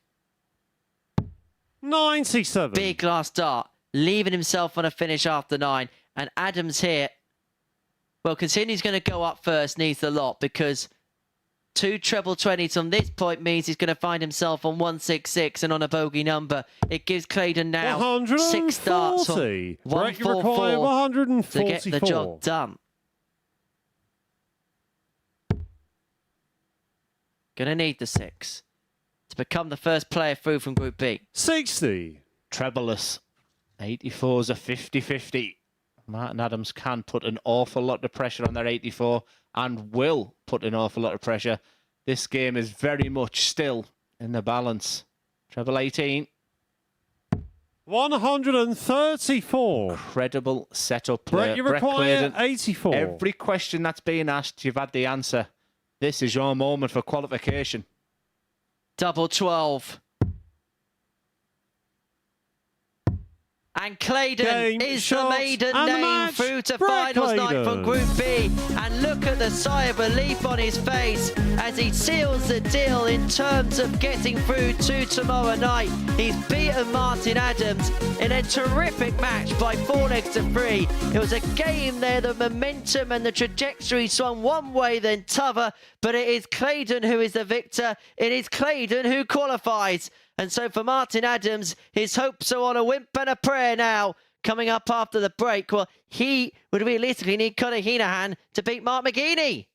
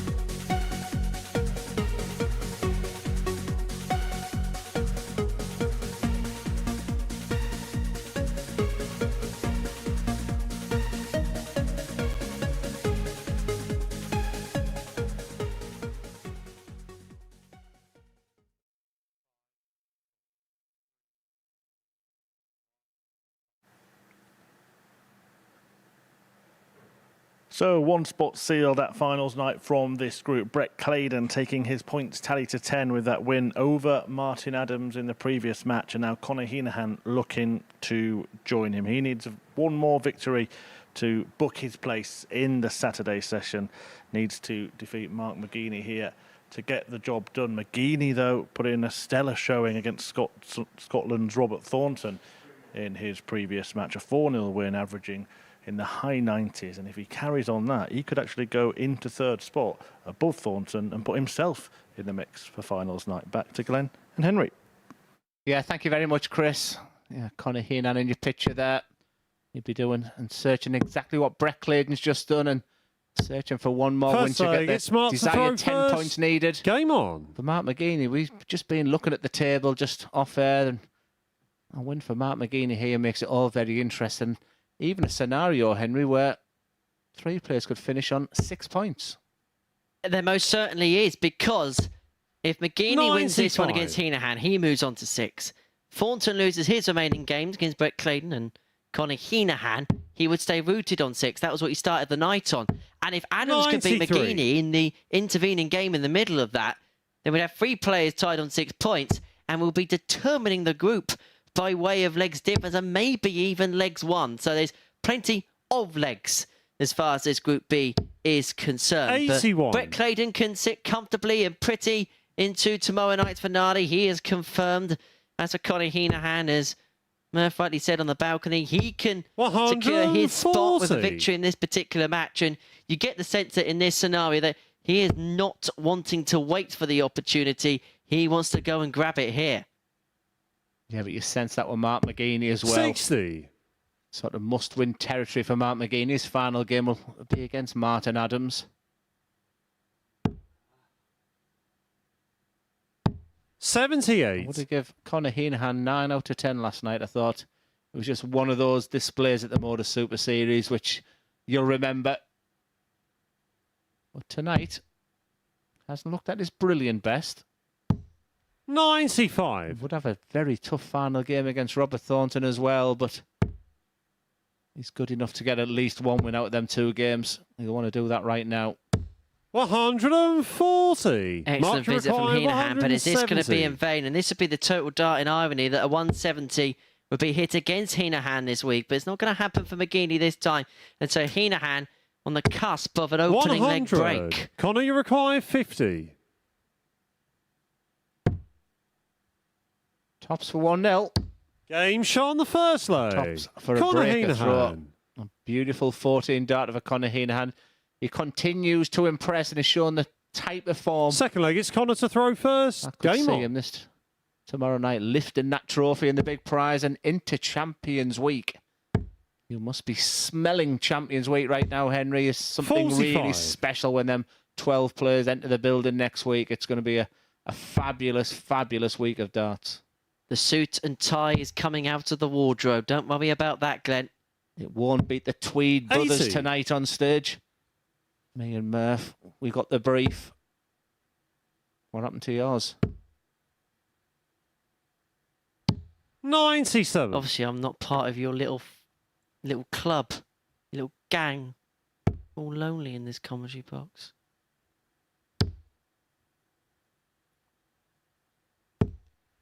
100. How would you assess McGeeney's performance today? Well, you break everything down. It's been fairly impressive. The one thing maybe you would 45. say is the timing in his first game wasn't quite there. But then that's also, you've got to give credit to Brett Clayton for that. I think if he misses out tonight, he can count himself slightly unlucky, to be perfectly honest. 140. Yeah, where he was with his game maybe 18 months ago, you'll definitely see it was a tough Group B, and in the words of my co-commentator Henry Deacon, it's one of the toughest Group Bs he's witnessed. Well, put it this way. So far tonight, he's had averages of 94.75, 96.97. He's currently averaging just under 94, and he could well lose 2 of his first 3 matches, as Heneghan here looks to press home the advantage in this game by getting the hold after the opening leg break, and he's going to tee up tops. And McGeeney is going to have to take out the 1-2-1, you feel. Mark, you require I thought he was going to do 121. Andy Hamilton there, who actually goes for the small part of the 20. He eradicates any thoughts of busting. Disappointing first half of McGeeney. 81. Connor, you require 40. Again, you won't expect the Irishman to miss. Now it gets interesting because this is nasty. Game shot on the second leg. Connor What he Heneghan. thinks of that. 2-0 Heneghan halfway towards his qualification for tomorrow night. And Third leg, it's giving Mark McGeeney a real Game dented on. blow towards his chances of making it into Saturday night's finale. Now, Conor Heneghan, a bit like Robert Thornton, has a unblemished record when it comes to qualifying. Played in this 28. venue 3 times, has qualified 3 times. Mark McGeeney's got a 50% strike rate. He's played it just on the 2 occasions in the past, and he qualified 100. through 1 of them times. In fact, now everybody in this group is qualified for a Saturday night final because Brett Clayton has made it through to the Saturday session for the first time in his 140. Super Series career. Yeah, what's impressive for Conor Heneghan is he hasn't given Mark McGeeney a shot at a double so far, and with darts like this, may continue. 180. we were getting excited about the league table and the if, buts and maybes, but quite simply, Conor Heneghan could win this game for qualification, and Robert Thornton plays Brett Clayton next for his qualification. 60. And isn't this what good players do, Glenn? When you know that the qualification slot is on the line, you pull in a performance just like this. 104, the average, just under. 41. He's saving some of his best stuff for around about now. Like I said, he's explosive, he's dynamic, he's excellent into high-pressured situations, he's enthralling, he's engrossing, he's got all 58. the ingredients to be a fantastic dart player, but it's just getting over that first line to win your first real big competition. You know, I do go back to 2016 when I 100. won that World Master, that feeling. And I just think now the equivalent of that win is Luke Littler winning the MODUS Super Series Champions last time out. It's the biggest prize out there for amateur darts right now. And I think that's the feeling that Conor Heneghan will need 59. for him to then Connor, go you on to require 80. and progress. Double 10 for 3-0. Game shot on the And third Heneghan leg. is on the Conor hill Heneghan. as far as qualification is concerned. He's a leg away now from making it through to the finale, and he's doing it Fourth with leg, it's relative Connor to throw ease. first. He's not Game even on. given his opponent, Mark McGeeney, a darter double in this game so far. That is the control that Conor has. This is the kind 80. of destructiveness dart as well, which will suit tomorrow night. It's a round-robin start. 2 from 3 going through, but then it's a real knockout for the first time of the weekend. 96. He has that in the locker, which is very, very important. There was just something about when he walked into this Group B, and you promised me he plays so well in the Group B on a night and the 3 from 5. 135. Just everything about him, the gritting of his teeth there, his determination, and the fact he was such a bad loser yesterday. He was fuming with himself that he gave that 3-1 lead away. 180. But as McGeeney just began to come to the party, maybe a little bit too late, 55. but also we need to look at this race, the race for top place, because yes, Clayton's qualified and Heneghan looks as if he's set to. But remember, different positions may put you in different groups. But there's no one really to avoid this time, I'd be 140. thinking. It's so wide open. I don't think there's one standout player where you think, I hope I don't get him in the group stage of tomorrow night. 51. Mark, you I'd even require say I don't 85. really want to avoid Conor Heneghan. This has been an excellent leg for McGeeney. Really up the levels here. 25 left after the slip of the 69. second dart into the 45, and so he is going to come back for double 8, but how much pressure is Heneghan going to apply? Remember, this would be for a break. 81. Mark, you require 16. Still very much in the hands of McGeeney for a 13 darter. No score. But that's a slip. And Heneghan is back for Connor, you require 99. 99. Can he put a flake on it?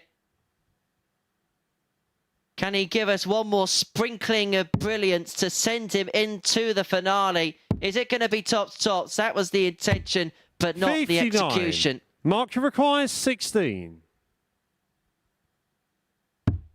Game shot on the fourth leg. McGeeney pulls it back to 3-1, getting the break in the process and just giving Conor Heneghan that metaphorical tap on the shoulder. It's smart to throw first. Game on.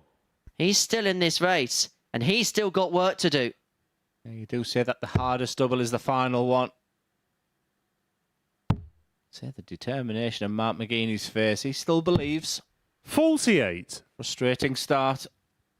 Now we're going to get a blockbuster of a leg from Conor Heneghan. Well, that's the start he wanted because that's inviting more. 140. His 4th on 40 of the game.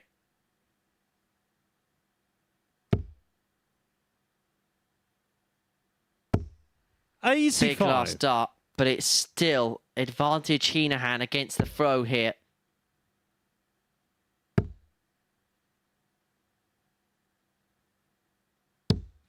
$100. Is Conor beginning to close in now?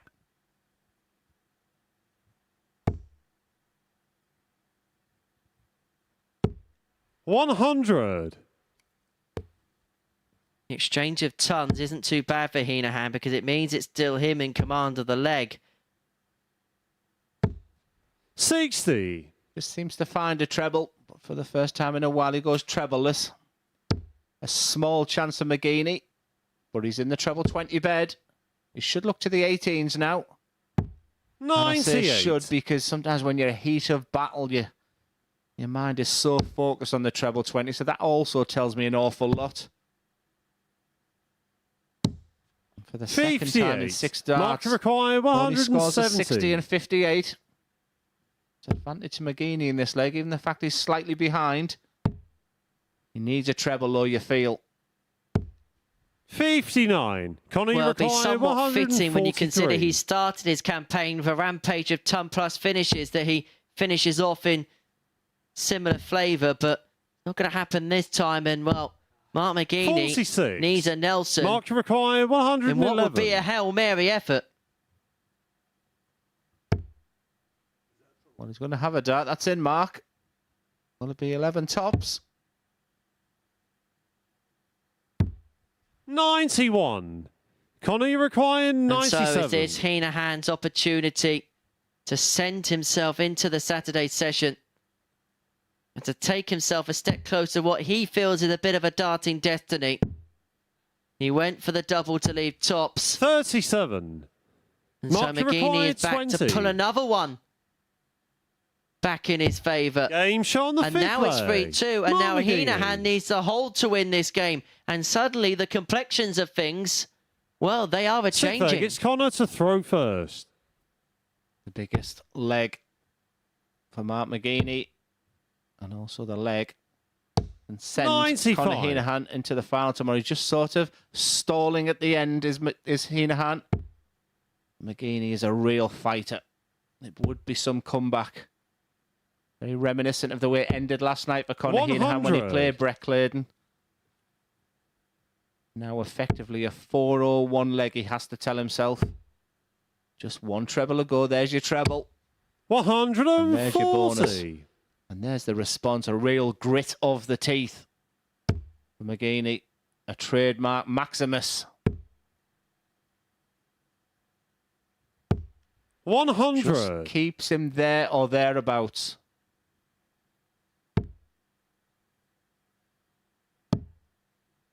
The 266 means he'll go downstairs to leave a 58. 170. Once again, trebleless. Couple of treble visit here. McGeeney's going to get first poke. He likes the darts there. He likes to plonk 60. on top, but just I think he thought that was in. So Heneghan 6 darts on 208 to get the job done. The job that he set out at the start of the week. 100. His quest and his mission may be close to completion. Don't write this man off, though. Not just yet. 140. Connor, you require 108. You look at the 19s. He's going to get a dart for the match. Game, shot, Changed his mind. and the Haven't done match. 16, but Connor Heneghan qualifies for Saturday night's final. A very proficient performance against Mark McGeeney, who played some excellent darts tonight. Mark McGeeney just didn't get the rewards, but Connor Heneghan is impressed in his campaign in Group B. He's played some marvellous stuff, and once again, his checkout ratio is absolutely sensational. And of course, there was a 100-plus average, and this time it was to win the match. Superb darts from Heneghan. It's over to Robert Thornton now for qualification. He's up next against Brett Clayton.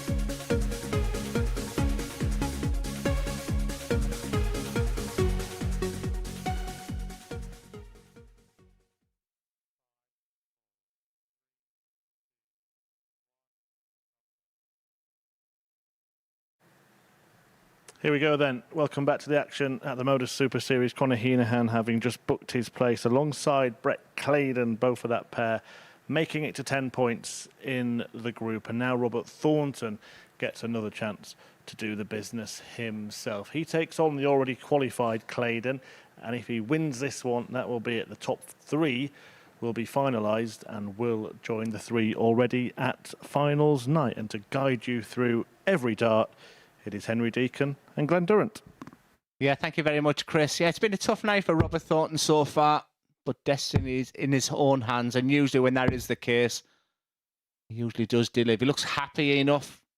He won't be over the moon with the way he's played tonight, and against a guy who will be joyous. He's qualified. He's done what he needed to do. He's been impressive. He's scored well. He's finished superbly well. And it would be a tough ask, but is the intensity there once you've qualified? Well, first leg, it's Robert to throw first. That's difficult for me to answer because I haven't been in that situation at the MODUS Super Series. It's time we've seen the best from Robert Thornton. And this is where last night has afforded him a little bit of 41. luxury. Because despite everything that's happened so far this evening, he only has to turn it on once. Incredibly. Even if he loses, 125.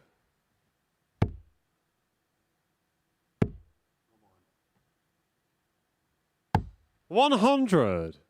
he loses this, he'd be on 6 points, having been on that figure at the beginning of the night. And because Adams and McGeeney are going toe-to-toe in the final game of the evening, you would see the form depart. 140. It's pretty much game on or game over as far as he's concerned. And the reason I say that 100. is because a 4-3 defeat for Robert Thornton would put him onto -4 in terms of the legs difference column. Now, Martin Adams with a victory can move with a potential victory by that margin would put him onto 6 points -4. 81. So they'd be on the same in that particular graphic, but Adams would then go through by virtue of legs 1.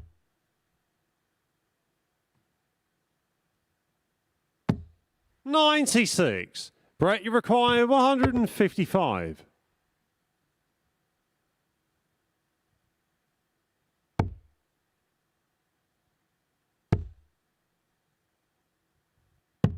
$97. These are two Robert, you data. require 164. Robert Thornton on 164. I think out of the 2 games he's got left, this is the game he really fancied. 40. Brett, you I require wouldn't want to 58. take anything in the last match with Conor Heneghan.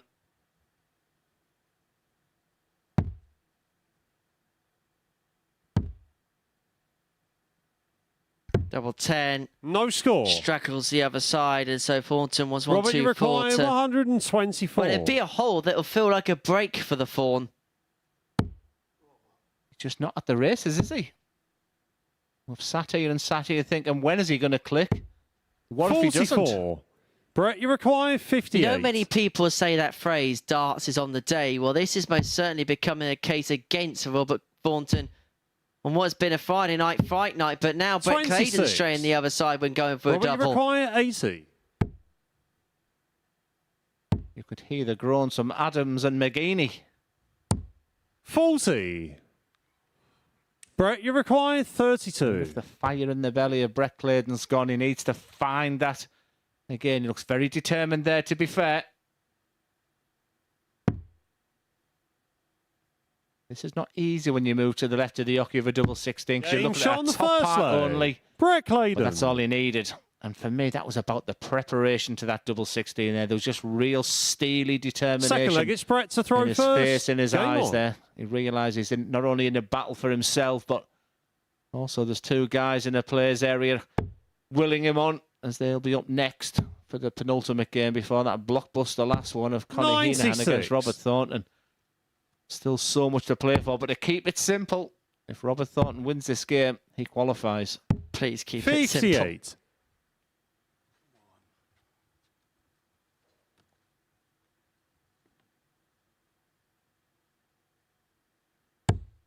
Any explanations? You've seen everything on this stage, Henry, why Robert's just not turned up tonight? 137. I don't have an answer, unfortunately, on this one. Well, there isn't an explanation because there's just such stark 140. contrast from night 1 to night 2. Now, the only thing, and I'm not even sure this is even how much relevance this has got. So we mentioned last night, Robert's first 3 matches, 128. his average over those was 94 on the nose. Now, his last game last night against Martin Adams, his average was 79.24. 47. In terms of tonight, he's Brett, had you a require 74, 140. an 84. And in this particular scenario, well, he's struggling to make pace on the board. 82.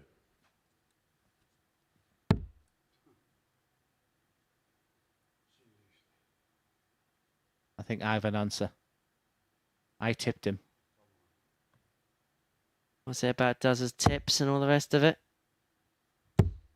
83. Brett, you require This is a 2-0 58. in next to no time at all. And he's been so good on these types of finishes when he's needed to. Be nice for him to top the group. You have to think that's a good marker. 38. Just think a little bit of intensity has gone out the body of Brett Clayton. He's probably already counting the hours down to be back here tomorrow night, but he's still got a job to do. 95. It's his final match Brett, of the you require contest. 20. You want to finish off on a bit of a high. Doubles have been good. He doesn't want to go to double 5 though, so he'll have to be more aggressive than that. Game shot on the second leg. It's 2-0 to Brett Clayton. Clayton. And the wars of Thornton continue. He's going through the wars. Third leg, it's Robert to throw first. Game on. And his leg difference is not looking good. -5 now. That's level with Martin Adams, but 85. perhaps more worryingly, because this could be the way the group is settled, is the legs won. He's only won 15 legs. It's by far the fewest of anyone. McGeeney and Adams on 18. To put it into context, 85. Brett Clayton's won 11 more legs than Robert Thornton.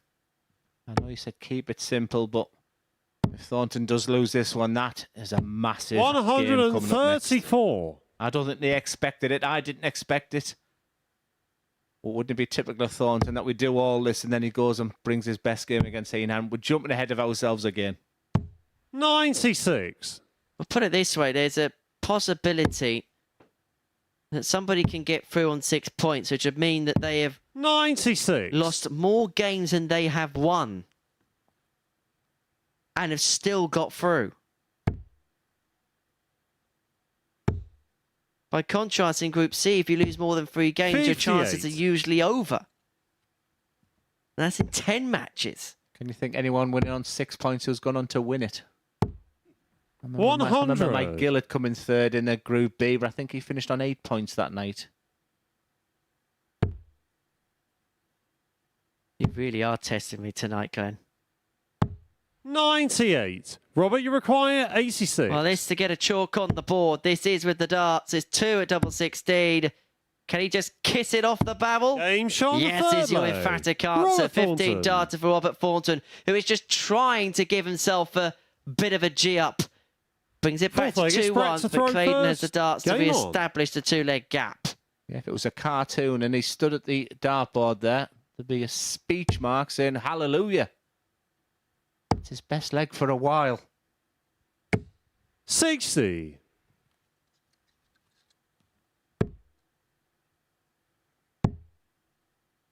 We'll put it this way. 77. We're going along the lines of the comic books. Well, things ain't too dandy for Robert Thornton at the minute. Well, I think Mark McGeeney and Martin Adams were stood behind this stage there because something knocked out that treble 19. It was plumb. 45. Just not the same Brett Clayton here. I suppose that's the fear for others when you've got a player who's qualified. There doesn't seem to be that 60. intensity. He just walks up with just more. And how many times do you see this, for example, with Premier League football teams that may go on and win the title 60. and because they've achieved what they've set out to achieve, you sometimes then see them succumb to a shock defeat, say to a relegation threatened 43. side. And in sport, you play to your interjected and look, there's a natural adrenaline that been there for so long, which courses out the body because you have that relief of going through. 100. And that's what Brett Clayton's experiencing right now. I know from my point of view, I've played games thinking about the implications for others, and that's been a 93. motivation for me. And like you said, he's got Martin Adams and Mark McGeeney right in his side here. He's back in the treble 20 bet. He's leading the match. 123. Worrying times for Thornton.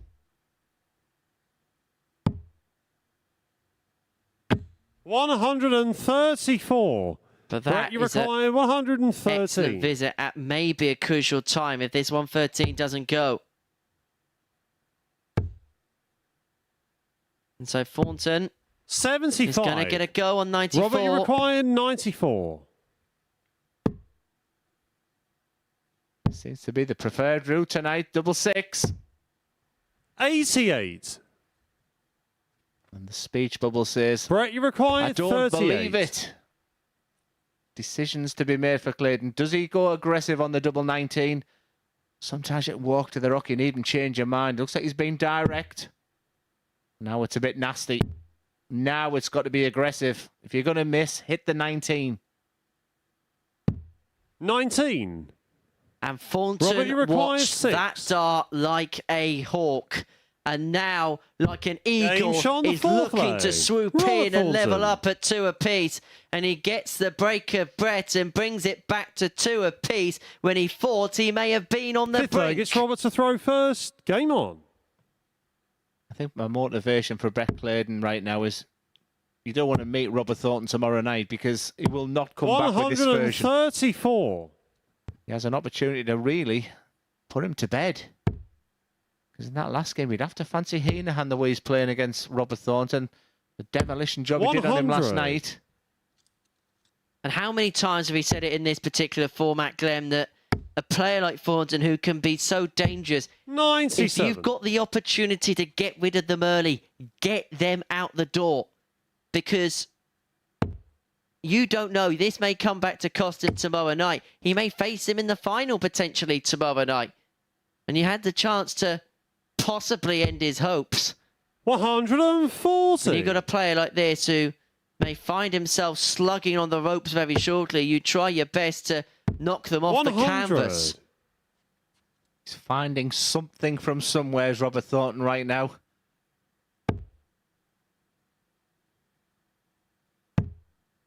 That's the right decision from Clayton. He should go back to the 20s. 91. Guess what, Robert, they're you both require left. 170. Thornton won't take out the fish, but can Clayton reel it in and possibly 98. help to rule Robert Brett, you out? require 170. This is a big, big passage of play potentially, but he's not going to take out the 170. It's all about the setup here. Thornton returning 46. for 72 Robert, you to require put himself a leg 72. away. One more then. And it is his trusted tops. 52. But it doesn't come to his aid this time. Brett, you require 124. You can virtually hear Martin Adams and McGeeney shouting, "Come on, Brett." It's bullseye. 85. Robert, you require 20. And so double 10 Game for shot on the Thornton fifth for leg. 3-2. And he's a Robert leg away. Thornton. His arms frail in the air. But he may well be a leg away Sixth leg, now it's Brett to throw from first. getting Game the on. job done. When we just thought he may be in a little bit of peril. But, well, Glenn, those doubles stats and those doubles 59. percentages, when it tells the story of this game,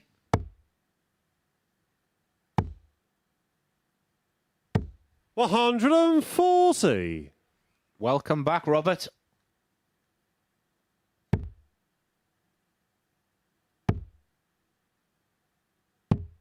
$59. Did I say Wobbert? you've been commentating with me for too long. 100.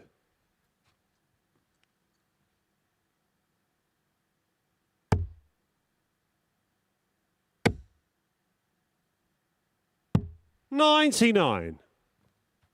He's really got away with one here, hasn't he? Could we put it down, Henry, the fact he just automatically thought he was going to qualify tonight? 42. That separation that we talked about. I think Robert's too long in the tooth to make those kinds of assumptions, I feel. 140. Sometimes it can, and we've seen it sometimes in the past from Robert, where it's just been nights where, or days where it just hasn't happened. I remember a day in 59. Southampton Brett, you at the require back end of the previous 144. incarnation of the tournament where he really did have some struggles as Clayton looks for the 144. 37. I have a feeling now that Robert, he's you caught require Brett just at the right 160. time. And I'm sure Martin Adams and Mark McGeeney will be thinking, why didn't you play like this against us? 60. Brett, you require 107. Come on was the cry from Robert. He was not happy one bit about that visit. But he's going to come back, but he's going to come back for just a 47. ton on the nose. Robert, you require 100. Tops. 25. Brett, you require 60. Made a hash of that. Clayton, whose doubles have been awful in this game. Nowhere near where they've been previously. Game shot on the 6th leg. Of course, it Brett goes in Clayton. first. It's 3-3. Thornton is fighting for qualification. It's a one-leg Seventh final leg. shootout. It's Robert to throw first. Game on. Or as Charlie Costafine, the referee, says, it's Robert starts. That could be key. And if you gave him this scenario at the beginning of the night, he wouldn't have cared how or where or why he would have taken it. To have the darts in his hand to seal qualification. But suddenly, 125. Clayton is just beginning to find one or two little visits.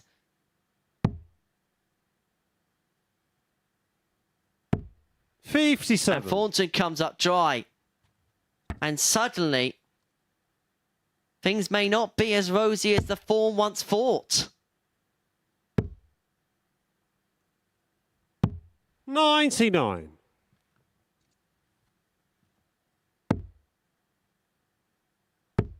This is in the balance. 97. What a last start. He's a champion. And champions just find ways to win.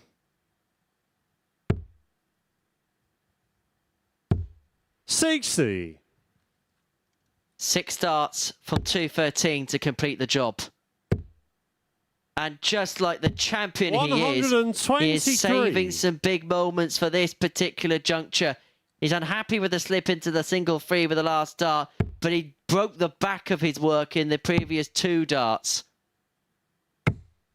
134. Robert, you require 90. I was right in my conclusion.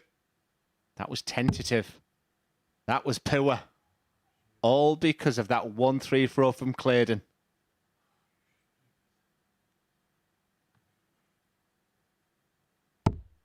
$66. And so, the hopes of Mark McGeeney and Martin Brett, you Adams, require 83. you sense and feel relies on this 83 checkout from Brett Clayton. Thornton left on a double, his hands shrugging to the air. He has a chat to himself. A shake of the head because Clayton has a match start at 65. double 9, which has come and gone. And Thornton Robert, you is require going to get another 24. opportunity at double 12. 1 millimetre away. And Game, Thornton shots, qualifies and for the match. final Robert tomorrow Thornton. night with a massive amount of relief. That double 9 miss there from Brett Clayton could have made it all so different. It hasn't been vintage Robert Thornton by a long way, but that might be just a real wake-up call he needs for tomorrow night. Nothing to separate them there on the tail of the tape, but just look at that statistic there from Brett Clayton. 3 from 16 on the outer ring. That was the deciding factor. But more importantly, Robert Thornton will be there on Saturday night. He will come back fighting. The penultimate game of the night. It's Martin Adams up next against Mark McGeeney.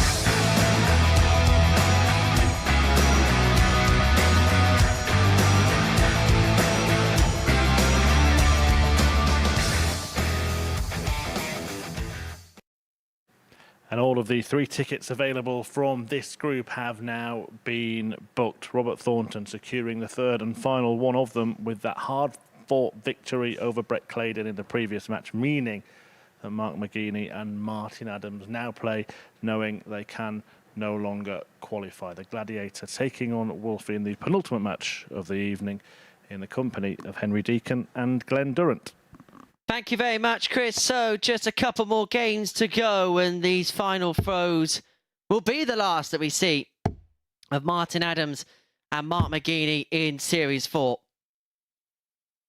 Adams, who had an improved evening this evening, winless on night 1, but it was a case of too little, too late for the 3-time world champion. As for McGeeney, well, he got off to a promising start in the group, and it's kind of been a case of the performances have been okay, but the timing was just a little bit off. That might be the assessment conclusion to his group, but game on. It is Adams to get us underway in our penultimate match of the night. These 2 players eliminated from the running. Conor Heneghan and Robert Thornton both through to tomorrow night. Will conclude our action here at the Super Series. Yeah, 10 or 15 minutes ago, Henry, it was looking like this was going to be a massive game, but Robert Thornton just got there in the end, and not how he wants to qualify. I just don't think he'll play like that tomorrow. When you talk about him cruising through previously and then just falling at the final hurdle, maybe he just wants to qualify a little bit different. Maybe the outcome tomorrow night's going to be different, because it's a big name to have in that. If we're not going to have a Martin Adams in there, to see Robert Thornton, he'll still be the headline act, but I don't think he'll go in there as favourite after the performances in Group B. But maybe Robert won't mind being under the radar tomorrow night. And tomorrow night we are going to find out the final name into Champions Week. 59. 11 names already in there. Amazing to think, it was all the way back in May when Danny Lowby secured his passage through, joined by Reece Robinson, Neil Duff, Colin Osborne. And then this next list, maybe they're the favourites. 100. Steve West, Barry Van Peer, Andy Bolton, Luke Little at Jelle Klassen were followed by Rene Idams and last week, Patrick van der Buhada. I know that the players are now keen to find out what groups they are. They'll be heavily in practice. I know Luke Littler, who's going to be the headline actor, been watching this week. He's had a couple of competitions, couple of ADC competitions to stay sharp. But every single player you've just mentioned there will have had an incredible week of practice and 100. Just putting the finer points on and working on the strengths and weaknesses. And what an opportunity for them. But it's going to be a great week. It certainly is. You've got that mix of, well, the exciting young talent that is Luke Little. You've got the experience of Colin Osborne, some of the big names in Steve West, Barry Van Peer, Jelle Klassen, former champion of the world, Danny Lowby, one of the biggest names in the States. It's got quite the eclectic mix. Champions Week beginning next week, Monday morning 54. at 9:30 a.m. But some important business to square off here. McGeeney looking for 86 for an opening leg break. And he's going to have 2 in his hand, a double 16. Game shot on the first leg. Great start from McGeeney again. Nice 15 darter, super solid, breaker throw. McGeeney's had a good night. Second leg, it's smart to throw first. Game on. He will look at that game with Conor Heneghan and what might have been. He could have looked at that game between Robert Thornton and Brett Clayton. What might have been. Like I said, there was a phase where we were looking at this game to think 100. This could be for qualification. Because if Robert Thornton needed a win over Conor Heneghan in the last game, it would have been a tough ask. And you could sense the relief and frustration of Robert Thornton afterwards. 36.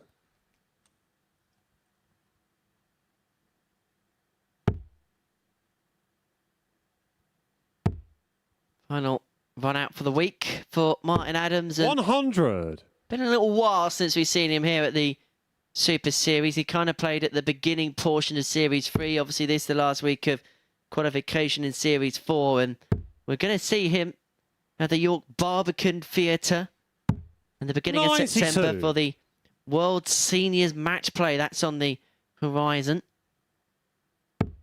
He'll be heavily in practice. How's your practice going along for that? I'll find my darts tomorrow. 60. I'm going to shock the world. Don't even go there. I can see I can see you giggling and your shoulders going up. It's better to be a has-been than a no-been, Deacon.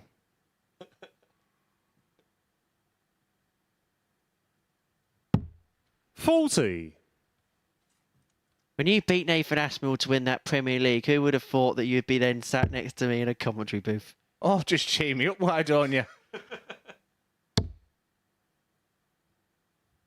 Been a pleasure to have your company 91. these last couple of weeks, Glenn.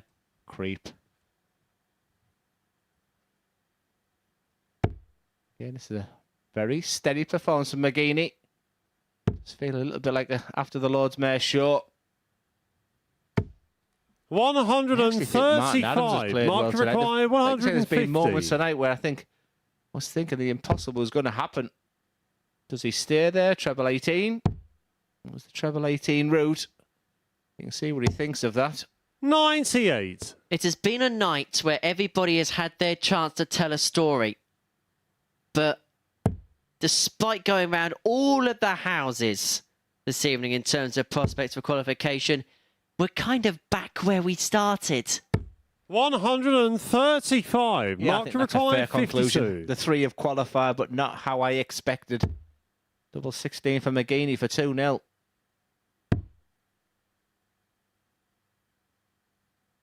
Game shot on the second leg. Mark Once again McGeeney. on the last start, just averaging just over 90. Legs wins of 15 and 18. Third leg, it's Martins to throw first. Game on.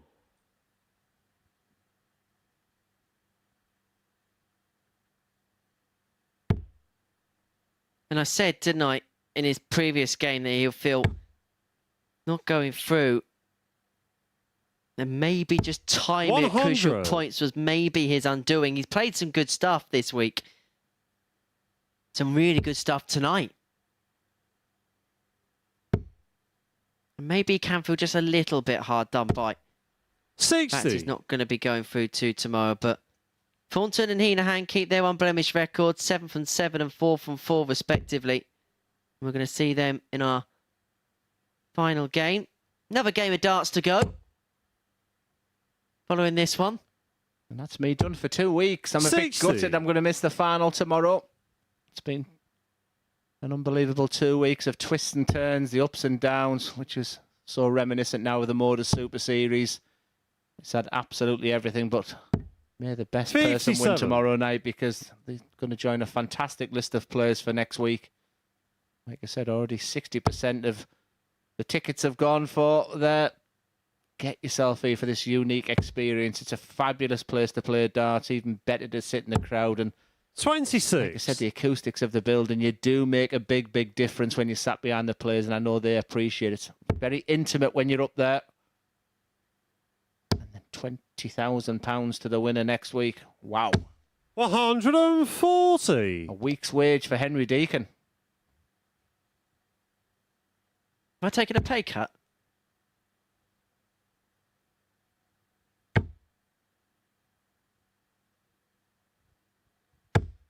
100. Superb dart from Adams. The first two were superbly thrown, just no reward. But McGeeney has been very, very solid tonight. He'll look back on day one. 85. That's a bit of a slip there, because that leaves a bogey.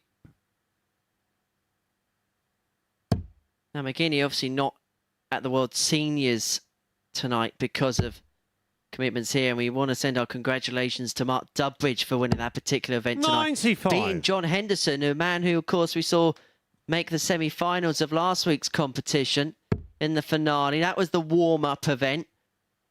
You have seen McGeeney on those stages at the seniors, saw him at the Masters, lost out to 101. Phil the Power Taylor. Martin required As Adams 120. looks for the Shanghai. Typical of Adams for this. I think their life, the problem for Martin Adams this week, and he'll know that. And if truth be told, I think I said exactly the same line 82. last time I was here when I Mark commentated on required 58. Martin. I've just too many darts now going in the fives these days for him. Can he correct it? McGeeney for tops. Game shot on the 3-0 third McGeeney. lay. Mark A McGeeney. really one-sided match. That intensity is not in this game. Both players realise that they can't Fourth leg, it's qualify Mark's to now, and I throw think both first. players Game on. realise it's been a bit of a missed opportunity because they've been up against a Robert Thornton who hasn't been firing tonight. Brett Clayton, who was absolutely super for 26. a night and a quarter. Well, for Mark McGeeney, the game that he will feel like may have got away with him is that game against Brett Clayton. 4-3 defeat, and he was the better player for large swathes of that game, but Clayton did enough on throw to 100. claim that 4-3 success. Was that the straw that broke the Gladiators' back? 85. I've got a good name for it, a gladiator thrower. Russell Throw.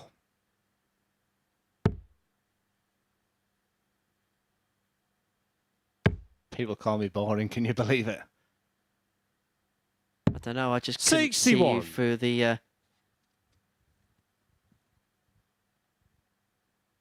don't know what you're trying to say, Henry, but Mark McGeeney is back in the treble 20 bed. Quick fire victory 140. is what he plans here.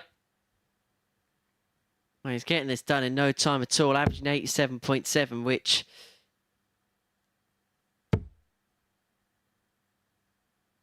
It doesn't have the intensity of a game I did watch. 140. I never sat in the audience at Lakeside, never. I either was playing or I used to go to this local club. That's where I preferred to be.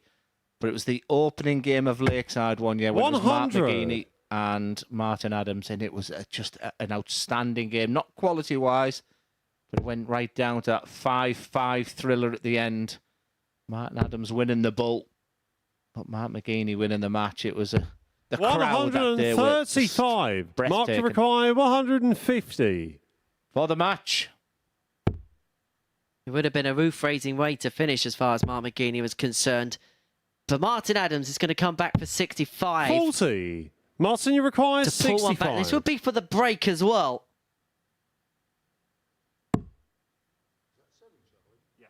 That strayed into the 7.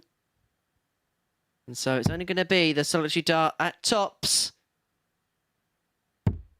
45. Drags underneath, and so can Mark to McGeeney require 110. finish off with a little flourish. If it is, he's going to need treble 18. He's got it. And it's double 18 for the match. And a Game, big shot, 4-0 and the victory. match. Just finish on the high, Mark McGeeney. But you do feel that game just lacked the intensity. Two good friends. I'm sure they've enjoyed getting back together again and talking about old times. Both played very, very well tonight. Mark McGeeney will look back at that game of Brett Clayton early in the night as we look at the tail of the tape. Just the one dart to double there for Martin Adams. It was all about Mark McGeeney there, and he saved his best to last with that 110 finish. We move on to the final game of the night. It's Heneghan against Robert Thornton.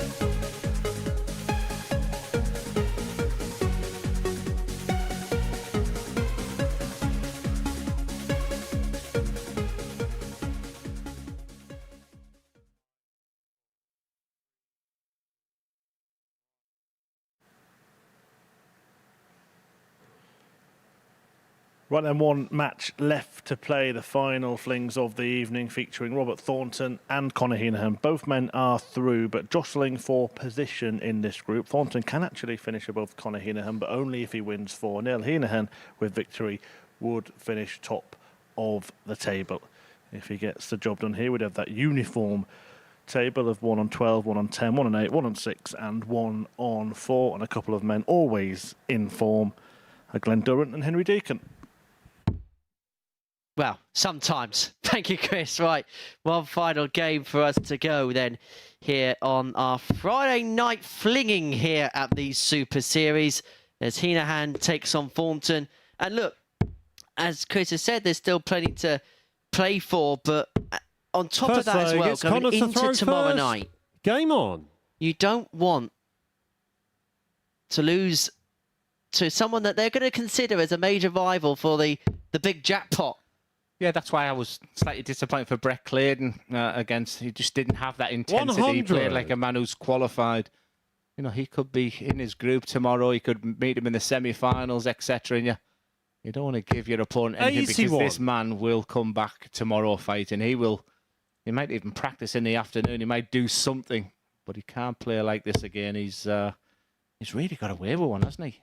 140. But he is through, and sometimes there's some players where you'll read a lot 81. into how they qualified, and then there's some others, and Robert Thornton falls into this particular bracket where sometimes you can give them the benefit of the doubt, almost. 91. Heneghan making a good start to this particular match. 180. Thornton piling the first max. Conor, But it is the Irishman who 170. leaves himself on the fish after 9 and not going to give it a good go. Yeah, my mind went back to when they played each other yesterday. 60. It included a 170 from Heneghan, but it was just a stunning performance. It was a real masterclass of finishing. 170, 144. It just got better in the 70 and the 114. It was just beautiful to watch. Conor, you require 110. This time it's 110, and you feel it has to go with Thornton on tops. Treble 17. 4 tops. 70. Robert, you require 40. Not to be, and so Thornton, who at points was playing bystander in this leg,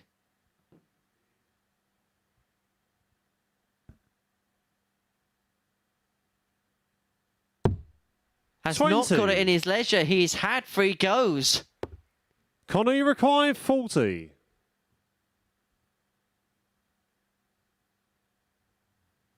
Game shot on the first leg. Conor Heneghan. Typical of Robert Thornton's night, really. But for me, when it really counts. Second leg, it's Robert to throw first. Game on. Is he throwing all his bad darts away tonight? Or is he going to save his best till last? 180. Well, I was promised the 9. And guess what? They're both on a 9. 180. One man may miss and the other may get. 96. Well, Conor Heneghan, every single time he's played in Group B, has hit a 9-dart finish. Can he continue that trend? 180. Could well be another magical MODUS Super Series moment. 45. Conor, you require done it, and 141. got the T-shirt. He promised me this 9-darter.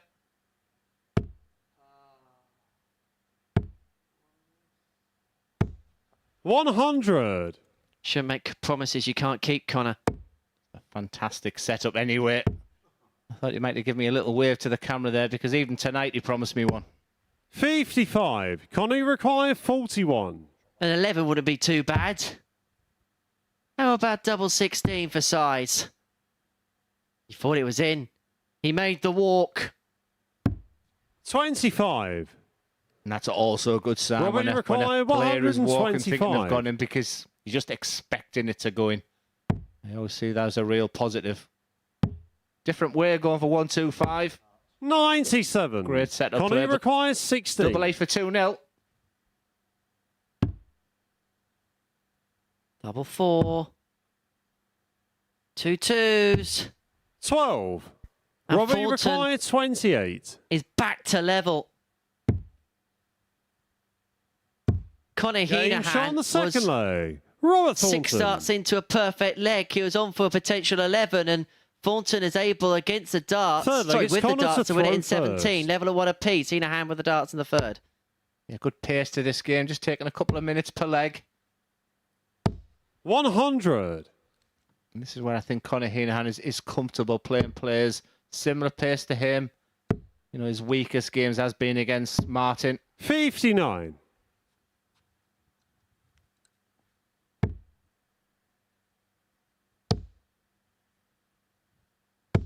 100.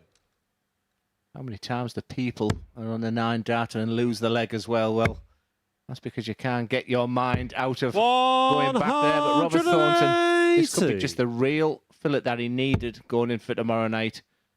Just telling himself that the game is there. 140. If you're going to peak at the right time and peak in preparation for the red carpet occasion. 92. Conor, you require 161.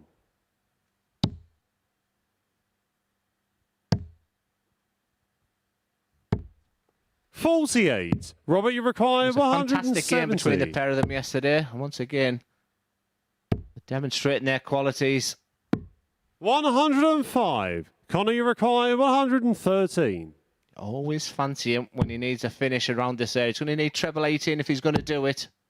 Not this time. 23. Robert, you require In fact, 65. that was a mess, Henry. Thornton has 2 at tops, and suddenly when we were looking at the stratospheric heights Game that Conor shot on the Heneghan third was leg. getting at in Robert this game, Thornton. Robert Thornton finds himself 2-1 up with a break. 15 darts that took for the Fawn, Fourth leg, and it's he's Robert to halfway throw to his first. completing Game victory on. against Conor Heneghan, who has a rueful smile, but inside will be kicking himself. And like something you alluded to, 86. this could be the final tomorrow night. So you don't want to go into that clash where you've already just recently played and lost. 41. Well, if the final's as good as this tomorrow night, then we're going to be in for a treat. I think you're in for a treat tomorrow night, definitely. It's just a really eclectic mix, isn't it? 140. Young, old, fast, slow, big scoring. I anticipate a fabulous night and hopefully a great crowd as well. 80. The fact Dan Reed's qualify. I know there's family and friends coming with Lewis Gurney as well. So I wish I was here. 105. We may well have a marvellous melting pot of magnificence tomorrow night. Or you could have a few people in the crowd. 60. Yep, Robert, we you are require going to be 170. in the presence of a brand new commentary team tomorrow night. More about that 58. as time moves along. As this game moves along, Robert Thornton's getting better and Heneghan is just on the regression. It's kind of a similar story to his last game last 128. night Robert, you against Brett require Clayton. 112. Yeah, the difference being he was in total control of this game. Robert Thornton's actually Game shot on the fourth just stepped leg. up about Robert Thornton. 50% at the moment. Fifth leg, means it's he Conor goes to to bed throw a lot first. happier. I think he goes to bed thinking he can now win this competition. And so Heneghan is going to hope for the reversal of 140. last night's fortunes, where he led Brett Clayton in the final game of the session by 3 legs to 1, and he went on to lose 4-3. The 135. difference is he's coming up against Robert Thornton, who's finding something very inspired in the final toes and throws of this session. And a reminder, if you did miss any of this session, highlights are available courtesy of 55. the MODUS Super Series YouTube channel, which if you give us a subscribe, plenty of bonus darting content on there, including an interview with Robert 96. Thornton himself. And don't forget, we're back tomorrow night, 7:30 p.m. on the Super Series YouTube channel before joining our friends at Sporty Stuff TV from 10. 139. And we'll crown our final name into the Champions Week Roll of Honour. Tell you what, the names who won the last week's 100. Super Conor, Series you so far require haven't been too bad. 167. Chris Mason, John Henderson and Darryl Pilgrim. 100. Robert, you require 170. Well, this would be some way to finish, Robert. Oh, Robert. You couldn't give us the fish. 82. Connor, you require And 67. so, to keep this game going a leg longer, at least. Going to be one in his hand at the top of the board. 27. To no avail Robert, you for Conor require Heneghan. 88. The bull for the fawn. 55. Connor, you Comes and require goes, 40. and so Heneghan comes back for tots of 3-2. Game shot on the 5th leg. Sweetly Conor converted Heneghan. first time of asking, and Heneghan brings it back to within one. However, 6th leg, it's Thornton Robert to has throw the first. darts now. Game on. to complete the job.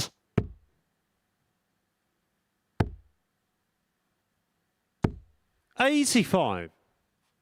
Amazing to think that at one point tonight he was in severe peril. And he was bang under it, Robert Thornton. 57. But a 4-3 victory against Brett Clayton managed to conjure his way through into tomorrow night's finale, 100. where he is going to be a threat. 7 times now he's qualified for Saturday night finals. Nobody in the history of the Super Series has qualified for more. 125.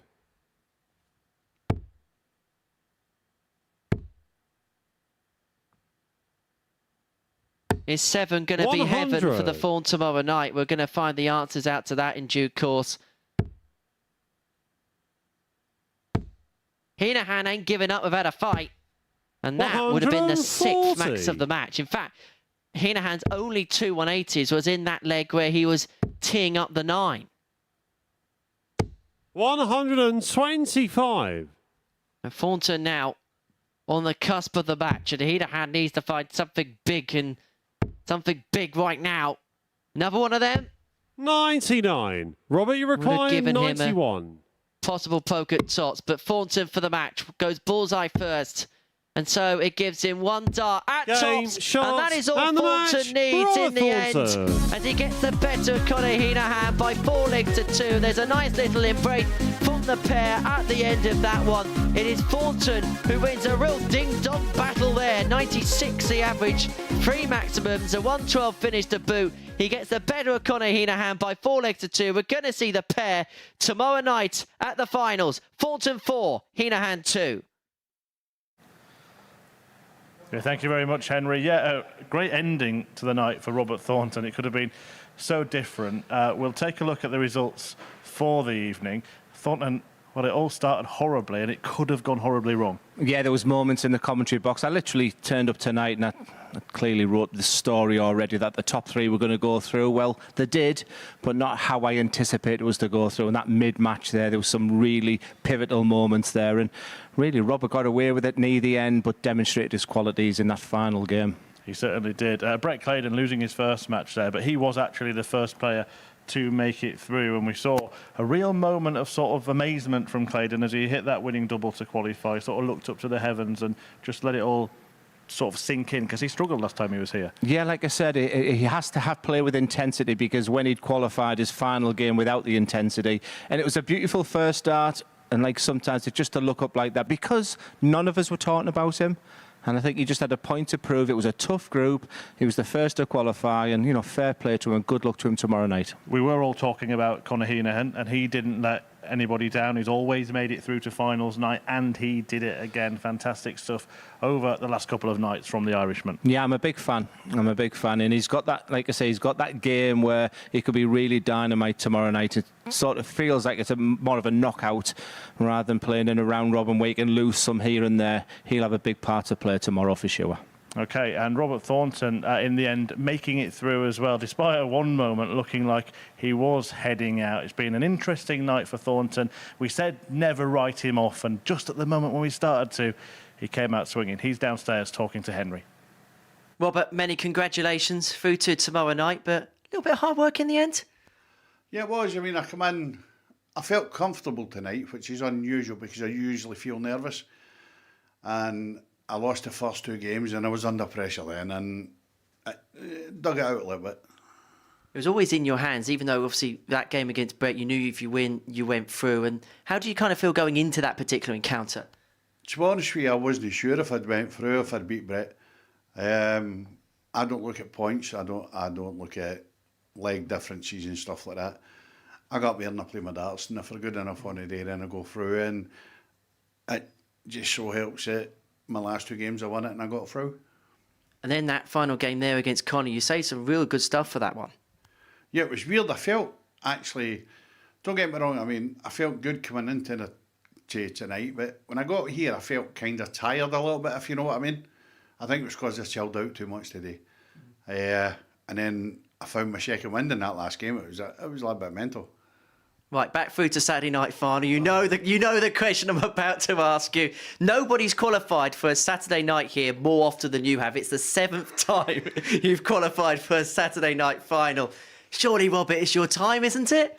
It's got to happen at some point, isn't it? I'm not going to say it's going to happen tomorrow night. I'm not going to say it's going to happen the next time I'm in or the time after that. It's got to happen at some point. But when it does, just watch out. Well, we look forward to watching you play tomorrow, Robert. Many congratulations tonight. Thank you very much. And tell the Tweed twins we were watching. Does he mean us? Does he mean us? I'm not sure about that. Yeah, but Robert Thornton, look, he's the type of player who could sneak through the last one and then even go and win Champions League And that's my assessment still. That's my conclusion. It was a different way of qualifying for him. Normally he's dominated. Normally very similar to John Henderson, where he's the big name tomorrow night. Like Henry said in comms, he might just go under the radar a little bit tomorrow. But I think he just demonstrated in that last game then. Quite a straightforward 97 average. He looked good. And the word he was using in that interview about feeling good, he felt good coming in, then he felt a little bit of nerves. I think tomorrow he'll really fancy the job. Right, final confirmation of the Group B table then, and as you can see, Brett Clayton, Conor Heneghan and Robert Thornton actually all finished on the same amount of points. Clayton, though, topping the group from Conor, and then the Scotsman, Mark McGeeney and Martin Adams, bowing out, and that means that the finals night field is set, the last Saturday session before Champions Week, and these are the groups. Glenn, just look at those and talk us through what you see and what you expect. Yeah, like I said, very even. I think Conor Heneghan will be delighted with that group.